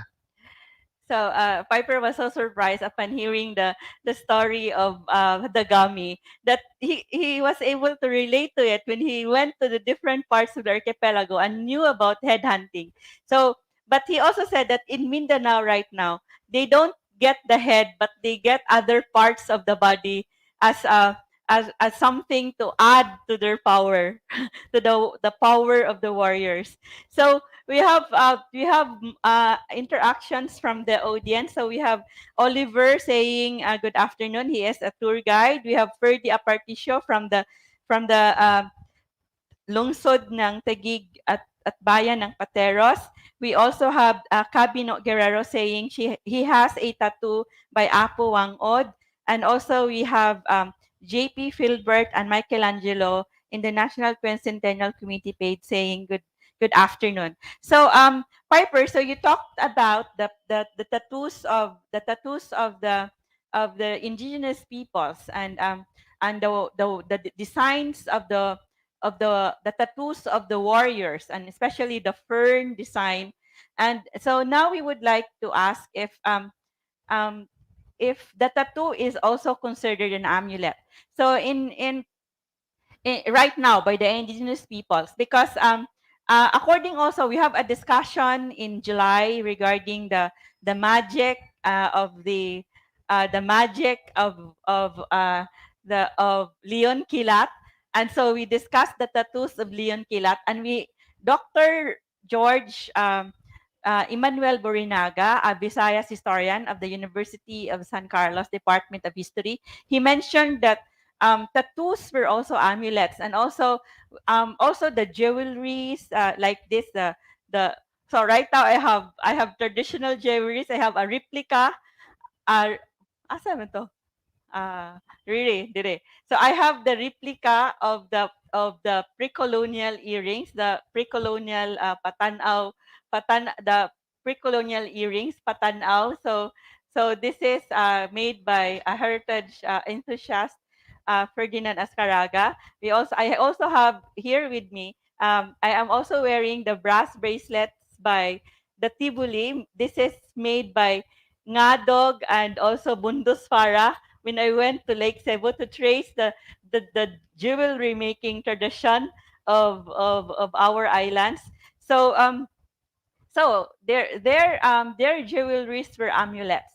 So they're also I also have with me right now. I'm wearing a belt, a Tivoli belt. So with belts, so the belts are amulets. So it would drive away the evil spirits. so so now we would like to ask Piper right now if the indigenous peoples also consider the tattoo as an amulet. In terms of amulets, na ko'y mga madunggan nga mga mura lugar anting-anting, but I have not yet witnessed unsa na sila. Maybe kung naamang galing, it was hidden. Even today, even sa time kanang anting-anting, which is in history associated with the Katimoneros, no? Naa sila anting-anting. But it is not recorded extensively unsa ang process ana. Naay mga tidbits of pieces. Even Andres Bonifacio really did not speak openly about it, or those who possess it. It's because it comes with the anting-anting territory nga to be secretive. Tabu na sad na siya. Murag, the more you expose, the more mawala ang gahom tingali. Munang pinatago ginauban si tawag ana gani habak na ibakos, di ba nga taguan gina siya. So maybe it has something to do with that as well. Makadungog ko in the indigenous culture nga naa na siyang anting-anting, but I have not seen it yet. But there are some relating anang mga amulets nga naa sa mga indigenous practice in the form of protection. Murag inana siya bitaw na mga protection na sila ginatattoo nga especially sa Luzon, itattoo nila sa nawong to protect them from malevolent forces lugar. Karon dili ka tuulon aning mga engkanto or unsa ba na diha kay dili kuno ka mailhan. So that's why ilang murag ilahi ang mga na sila mga i-add na facial tattoos. Also daghan pa po kay nag layers and what it means, pero nana siya ka exist. Next slide. So na mga tattoos that are protective, like these ones akong na-observe na very, very secretive po kay sila. It would naputingan ni sila yung mga ilang tinago nga mga process nga di nila i-expose. Pero naa siya'y connotation nga murag inana gyapon, di kuno nga mabuyagan, mga inana nga di ka bangunguton. So it has a similar, dili siya necessarily nga anting-anting, or at least that we know, wata kabalo, kita kabalo kung unsa ang ilahang gi-reveal, unsa ang ilahang gitaguan in public knowledge lugar. So mga na siya. Dahil salamat, Piper. So, Piper says he only knew the tattoo as considered as a protection. So, of course, an amulet is also a protection. So, so that's what Piper know. So, for those online, so you can ask your questions on the comment section, and Piper will be answering also online. So, so we would now like to ask Piper regarding if the tattoo is tattooing exclusive for warriors or those who have killed enemies. Common kay na siya nga kuan no, mo ginay ma-associate sa tattoo nga kinahanglan mo patay ka og tao, murag na exclusive na siya. But from what I've observed, it's really not the case. Naa siya'y certain locations para ana. So tattooing is murag para na siya sa tanan, but the designs and the placement is the key role kung warrior baka or unsa imong vocation in the society, because tattooing is not just limited to bravery. There are more layers ana to what it means. It has one terminology, and that terminology has many meanings nga either na certain degree i-release sa imuha, na certain degree nga nakatago lang. But as far as exclusivity, dili. The only part na nimo makitaan is sa placement sa lawas. So sa Luzon, ang kaning dughan para ragid ni siya sa mga panggiitang unsa ni. If you are, kung dili tingali ka warrior, pwede ka mabutangan sa other parts sa imong lawas or another design that is not affiliated sa usa ka panggiitang pagkani. So not necessarily dili siya, ang tattooing is not an exclusive just for the warriors. Na yung mga designs that reflects agriculture, na yung design reflects pagbiyahe, pag-voyage, history mo yung nakabutang. So it's not limited to one meaning, but it has very, and they tattoo vary from region to region, just as language, no, mag-diverse siya kada lugar nga imong maatuan. So is tattoo. Tattooing reflects origin, kung unsa ka nga grupo gikan, kung taga Luzon ba ka, Kalinga ba ka, Mindanao ba ka, and so on and so on.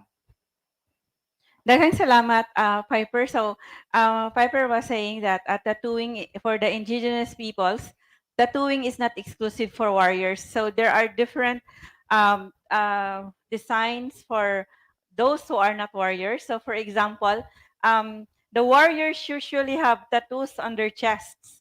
So if you are into agriculture or another trade, you can also have tattoos, but a different part, another part of the body, not at the chest. So if you have tattoos, so according also, so that's what we ask that, because we usually know that if you have killed an enemy, you are going to have a tattoo. And what if you have not killed, or if you are not a warrior, can you have a tattoo?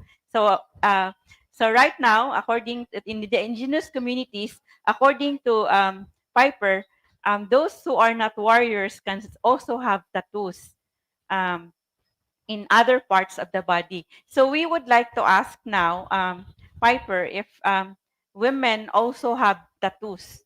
Because when we ask 𝗥𝗶𝗽𝗲, or when we read 𝗥𝗶𝗽𝗲, he described the women to have tattoos only on the arms. They had tattoos. But of course, 𝗥𝗶𝗽𝗲 and also the 𝙥𝙬 Codex described the tattoos of the pre-colonial Visayans as very elegant. It's just like second clothing. It has very good, it's very good art. It's elegantly made or created, the tattoos, and it's just like it is just like clothing.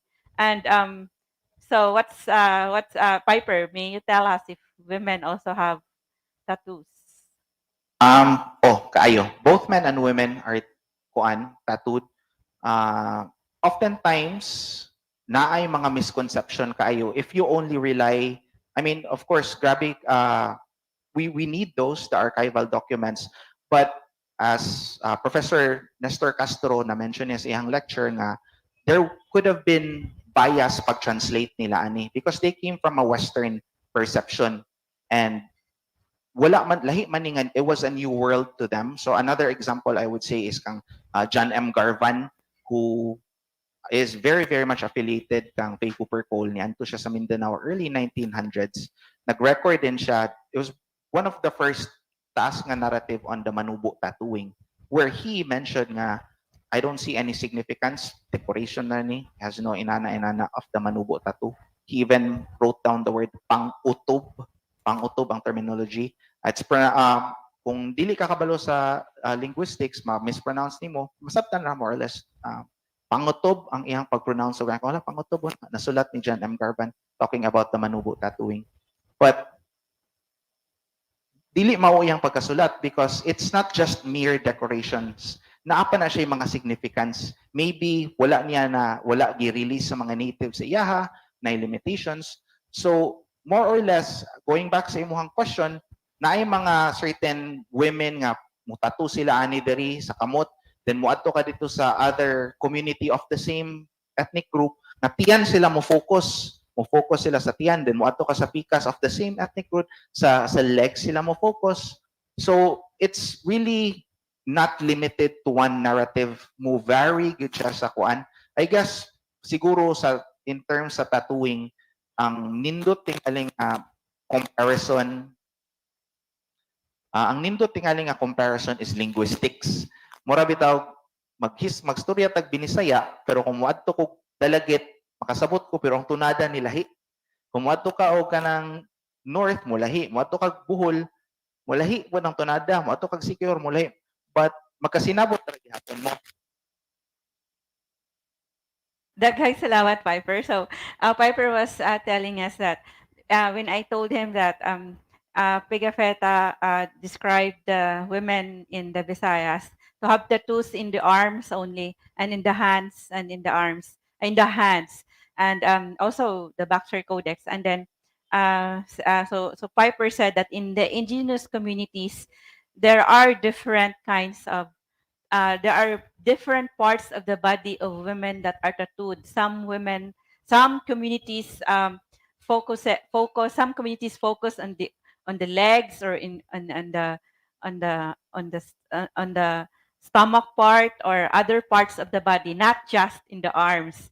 So we would now like to ask Piper regarding the design of the tattoos of women.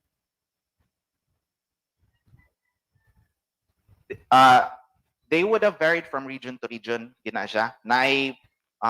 From what we have observed is daghan kayo o watermarks, especially Visayan, watermarks mo'y ga-dominate. Makita nimo sa Boxer Codex na mga watermarks, zigzag patterns. Kung wato ka sa another illustration, Visayan, kang illustration ni Father Francisco Alcina of that paddler, lahi siya o choreography kay sa Boxer Codex, but they're both Visayan. Pero grabe kayo ang zigzagging patterns. So, wala man kayo tayo nahibalan, ana, mo refer ta sa indigenous people. Kung wato ka sa Ibaloy of Benguet, very similar zigzagging patterns sa ilang kamot sa to the Visayan tattoo. And kaninga pattern to the Igorots, it represents water. So, it must have been water put sa Visayan. Then you would see fern designs. Sa akong mahibalan ana tingali sa ako lang na-encounter sadha, naay mga designs ibutang sa kamot sa babae to help them, particularly sa Mindanao nga grabe ang textile.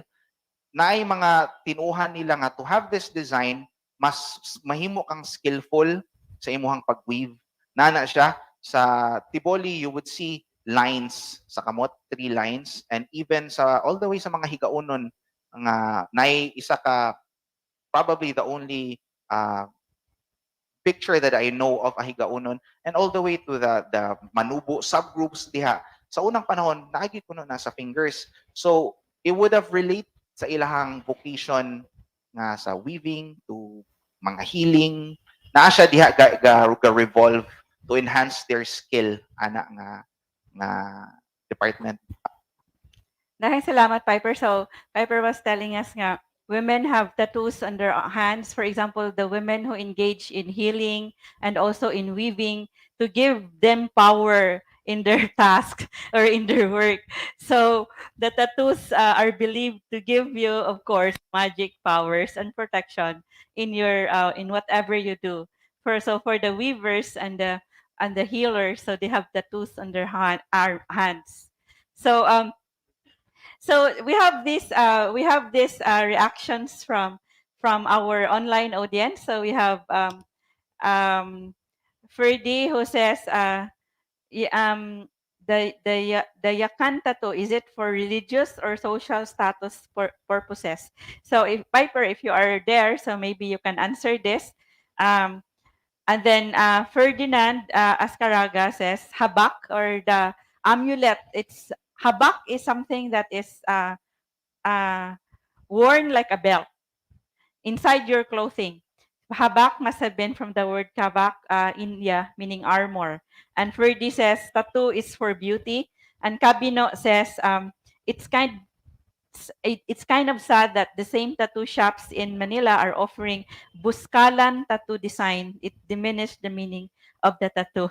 So, of course, Piper was also telling me a few days ago regarding this, how the elders in the communities are concerned of how the outsiders, as they say, how the academicians um, try to interpret their culture.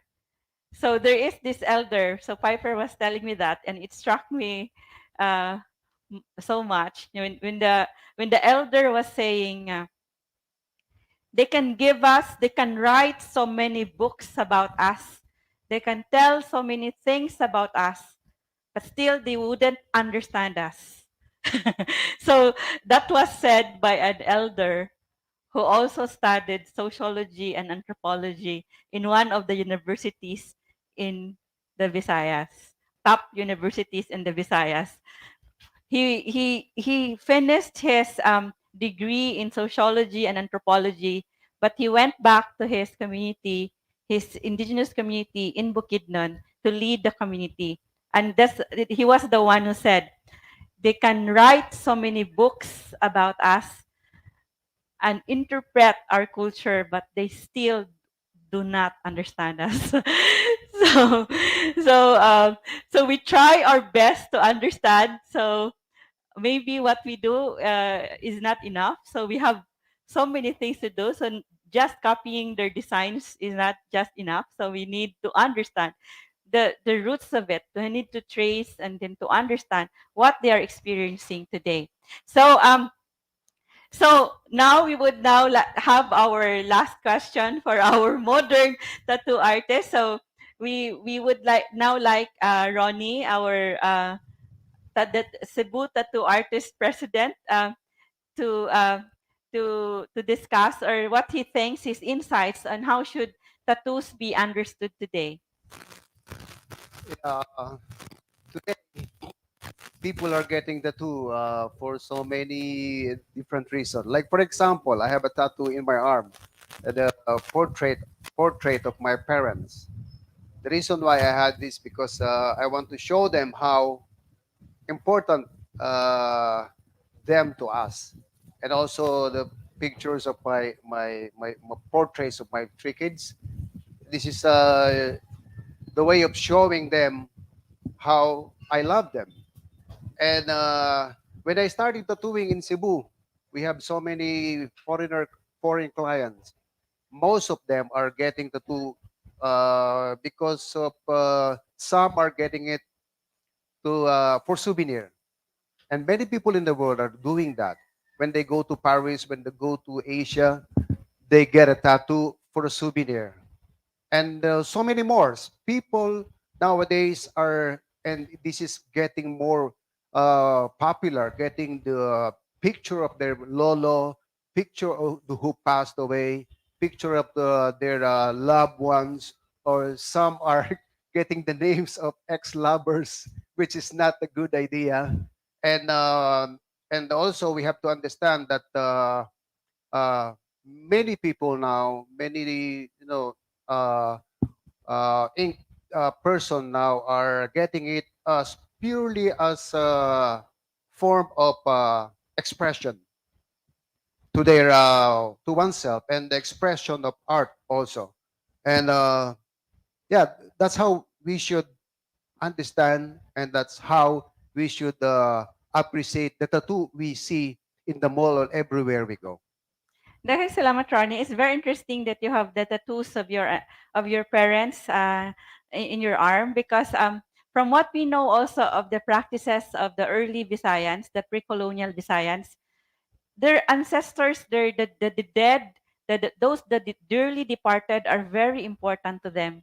So they did not have tattoos for them, but they had sculptures, wood sculptures for them, and they become anitos for them. They honor their ancestors so much that they pray to them for power, and also to guide them and to defend them in their battles during in their lives. So that's how important their ancestors were.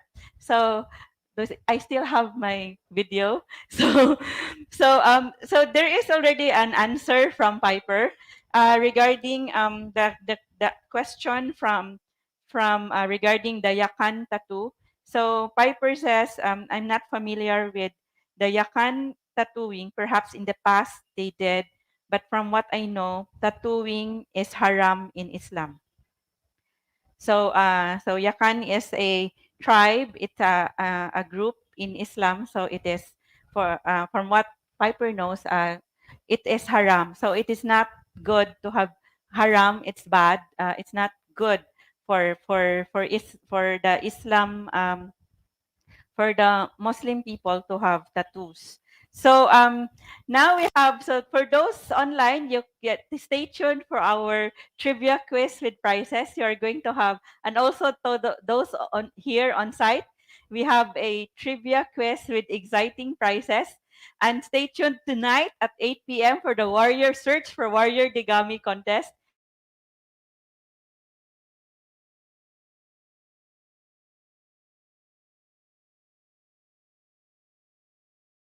For Piper, um, the pre-colonial Visayan tattoo practice has been lost. Do you think it can be revived? I think kung ma-revive siya, pwede pa kayo siya ma-revive. Uh, from what I have observed, kung muhisgot ta og tattoo, naagi duha ka perspective. And this perspective influences the narrative. Kung imo ba siyang ibutang sa modern meaning interpretation of how tattooing, or dito ba gyud to the indigenous nga panglantaw unsaon pagpatik.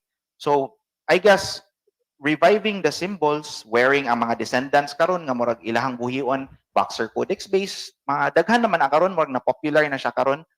But revival would be if you, kung buhion nimo gyud ang iyang essence bitaw. So just as mga experts, mga academic professors gyud nga moingon sila nga i-refer ni siya nga practice sa mga indigenous community because they have retained the pre-colonial practices.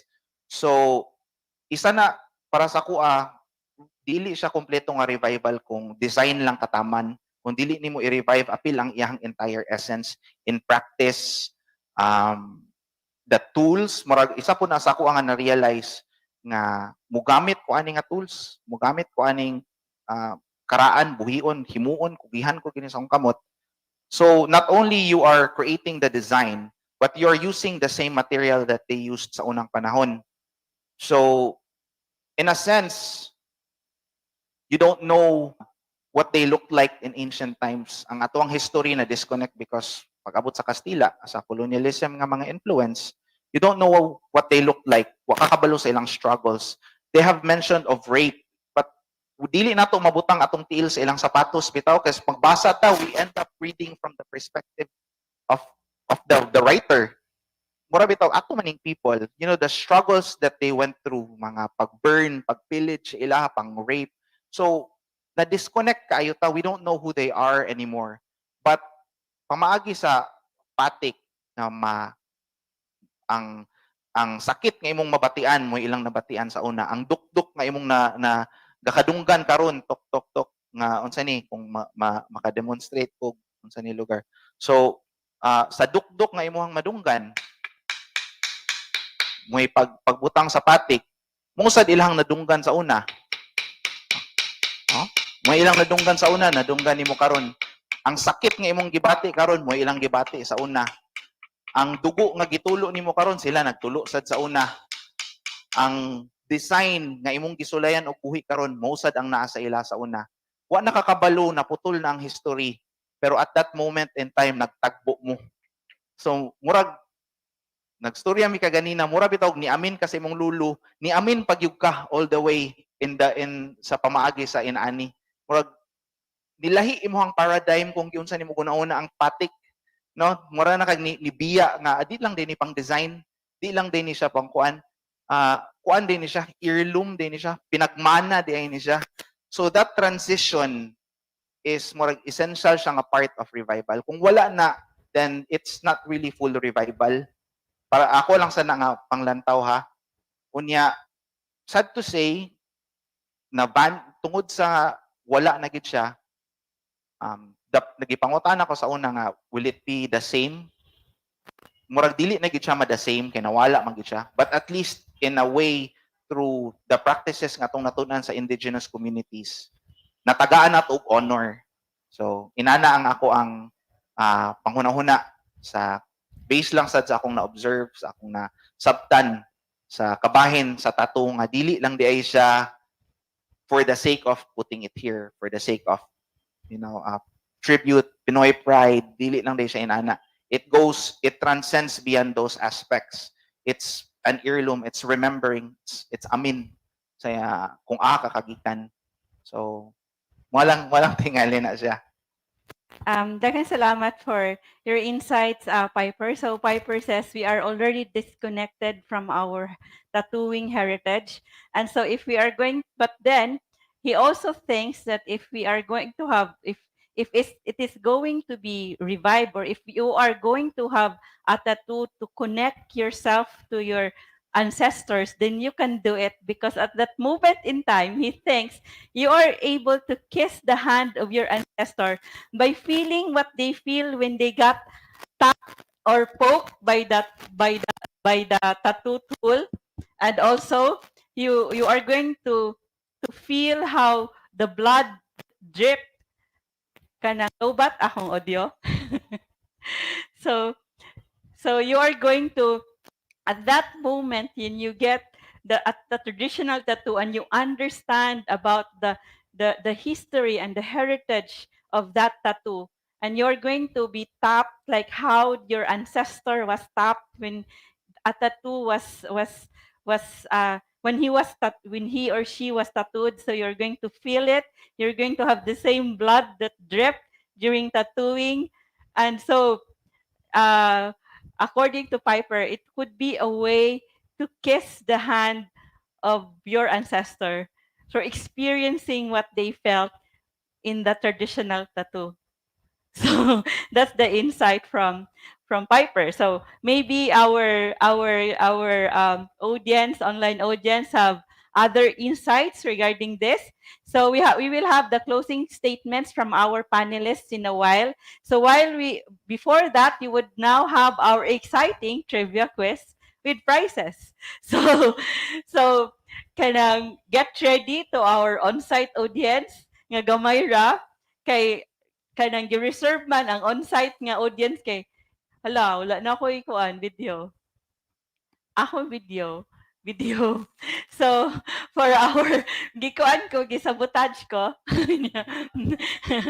So please show our trivia question. So our trivia question. Please show our trivia question while they are fixing my video. So please show. So you will hear my voice while. So can we show? We will have this question. So how do you call a feast celebrating the feast? I mean, how do you call a feast celebrating the victory of the warriors? Or in a Pangayaw. So after they are successful in Pangayaw, they go back to their community and they have a feast. So what do you call this feast? So, naman tayo kuan diri kanang coach. So, kinsa ganahan mo answer, you raise your hand and you go to the microphone. Is our ready, microphone and our camera ready for our audience? So it's our microphone and kuan. So who wants to answer? What's the answer? Huh? Kisay will answer? Sangyaw. Kangyaw. What's the answer? Amo pala? Kangyaw. Kanang dili ko makita. So sige. So congratulations for your answer. So kisa ni si Manuel. So your prize is 𝗏𝗃𝗃𝗃 ni Dagami cocktail.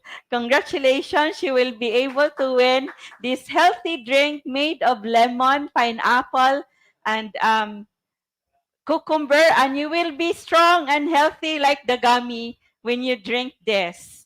So this is the next question is for our online audience, and you will answer through the comment section of this Facebook page. So I am looking at the pages of the National Quincentennial Committee page and also the Panelists, the Cebu Heritage Hotel page. So everyone may answer this. So this is the second question, a very important fact. And I was the one who kept on telling you about this. So this is question number 2. And the prize for this is a me time, vacation or hulum kawa ni kawa bath.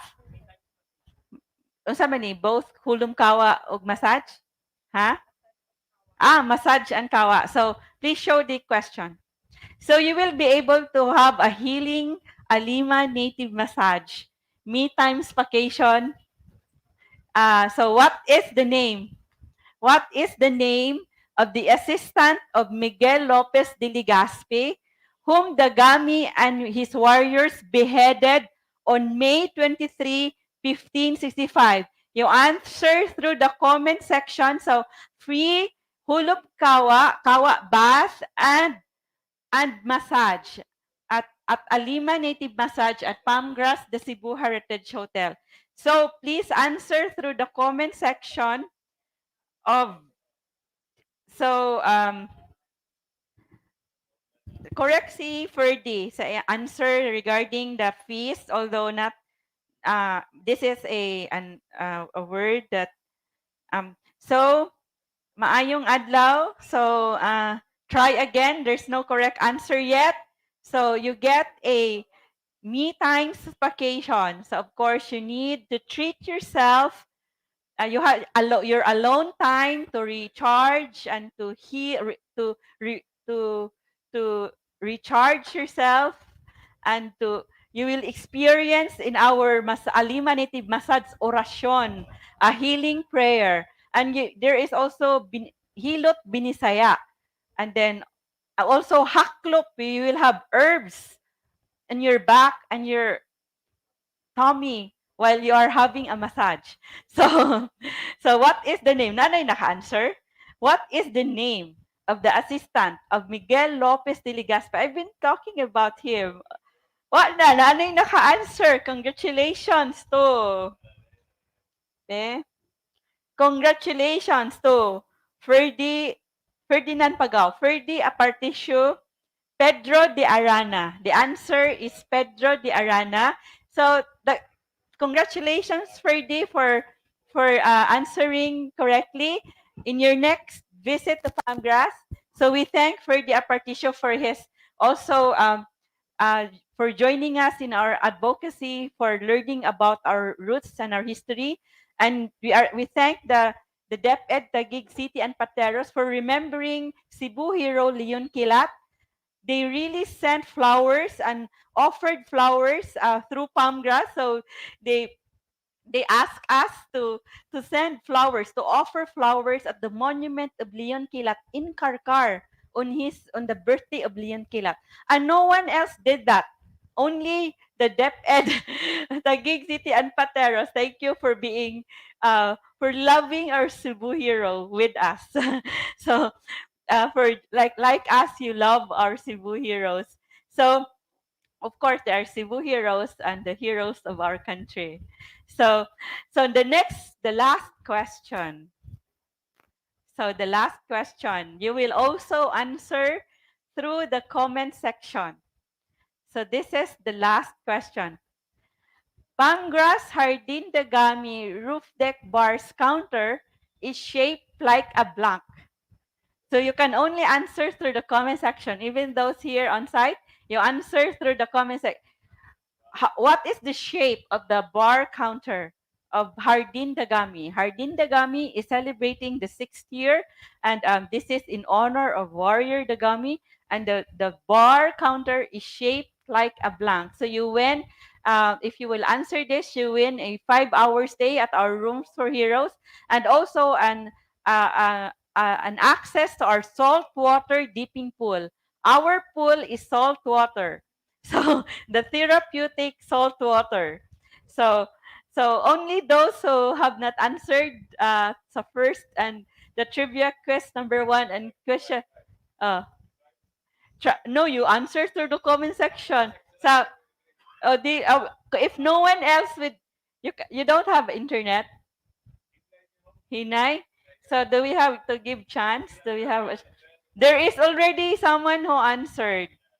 So on the comment section, I forgot to oh, I forgot to tell you to prepare your Wi-Fi for you to answer through the comment section of our Facebook page. Next event, mga in October. So we have another trivia quiz every event. So we have our 𝗤𝙗𝗪𝗃𝗓𝗓. It is shaped like Bakunawa Karakoa. Congratulations. So this is shaped like a boat, but we also have a Bakunawa head at the other side, like a Bakunawa head, and it's shaped like a Karakoa. And of course, Karakoa is the boat. It is the pre-colonial trading warship of the Visayans. So this is correct. Congratulations, 𝗤𝙗𝗪𝗃𝗓𝗓. Kisa ba ni? Another. So another on site. So June is on site. So those are our trivia quiz with prizes. Join us again in our upcoming events. So we'll have the closing statements from our panelists. So we invite you on October 15. We will have the first anniversary of our Alima Native Massage. So we will be tracing our healing heritage. We'll be showing you videos about our trip to 𝗖𝗂𝗃 and also or our the pluralism of the healing heritage that we witnessed in 𝗖𝗂𝗃. So stay tuned for that. And on October 21, 2022, stay tuned for our Palmgrass de Cebu Heritage Hotel's Galleria Independencia is part of the 𝗤𝗂𝗃𝗃, one of the 20 participating museums of the 𝗤𝗂𝗃𝗃. At Palmgrass, the theme for this is Padayon the Cebuano amidst crisis. And at Palmgrass, you would be able to trace how the Cebuanos loved and fought since pre-colonial times. You would know the love stories of our ancestors and, of course, how they fought. You would know what were the gadgets for sex of our ancestors. And, of course, we have a video about Hello, what was the title of that? Hello, Love Lumay. Hello, Love Lumay. And then you would learn about the wars, the battles, and the love lives of Cebuanos throughout history. So, are you excited for this? So, buy your tickets now. So, the tickets are available at the front desk of Panelists Warrior Hotel. You can send us a message if you want to buy a ticket. It's just, how much is the ticket? 150? Chris, how much is the ticket for the koan? Is it for the 𝗤𝗶𝗽𝗃𝗃 ticket? Ticket price of the 𝗤𝗶𝗃𝗃 150? So the early bird ticket was 150, but the early bird promo is done. So it's now 200 pesos, but you will have access to the 20 participating museums during the 4 hours of the 𝗤𝗶𝗽𝗃𝗃 from on October 21, 2022 from 6 p.m. to 12 midnight. So barato siya, no? 200 pesos only for the 20 museums. So, and of course, on October 29, 2022, at Palmgrass, we usually have our own version of Halloween. We don't have Halloween, but we have hadla-hadla hadlok-hadlok sa Palmgrass. And on October 29, we would know about the witches, ang mga ungo sa Sugbo. Ang mga ungo sa pre-colonial Cebu. The witches, because of course, our healers, our babaylanes were called witches by our colonizers, but we would know, we would have Dr. A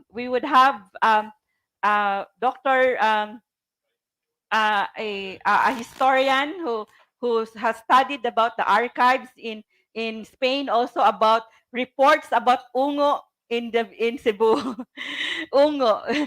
And then on October 30, we will have the hadlok hadda sa Palmgrass with kids. So there are games, tusluka ang ahos, kanang pakana ang tambaluslos, and other treats for kids. So now we would like to have our closing statement from Piper, our indigenous artist from indigenous tattoo practitioner from Bukidnon.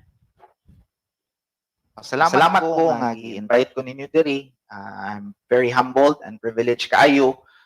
Bisan tuod nga medyo pinakalit, wala kay ko nakapangandam. Pero dako kay ko pasalamat nga na ako diri karon makahisgot ani nga bahin, mahinumduman ang ato ang tradisyon para sa kwasad kung mohisgot og kultura, makahinumdum sa ko sa ako ang makahinumdum sa ko sa akong lulo. So mura pag yung mas ni transcend. So mura man tingali na ako may kasulti. Salamat kayo sa pag-invite ninyo diri sa kuha, sa pakigbahin sa kinayahan, kaya sa ato ang kinayahan, sa atong tradisyon. Ug hinaot na paabot na ko sa inyo ha ang kaalam sad nga gikalimtan na labi na diri sa Kabisayan, diri sa Cebu. So hinaot napukaw na siya nga panghuna-una og panlantaw sa katutubo nga naa sa ato matagsa. Daghang salamat, Piper. Salamat tungkay in Binukid. And so Piper hopes that we have learned so much from him. Of course, Piper, we thank you for the knowledge that you shared with us about the tradition, the traditional tattoos of the indigenous peoples in the places where you visited. So daghang salamat for sharing that, and I hope to see you again next time in a community where I will have my tattoo. And we hope that the elders would approve of me having a tattoo. So we would also like to have the closing statement of our modern tattoo artist, the president of the Cebu Tattoo Artists, in Ronnie.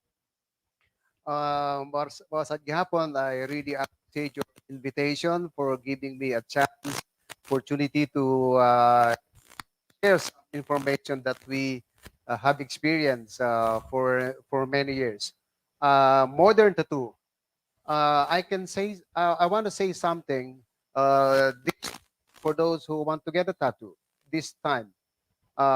Number one, before you get a tattoo, make sure that you are allowed to get it. Okay. Second is, are you sure for the design that you are getting? Remember, tattoo is forever. When you get it, you will have it for the rest of your life. And then third is that find the best artist you can see. Okay.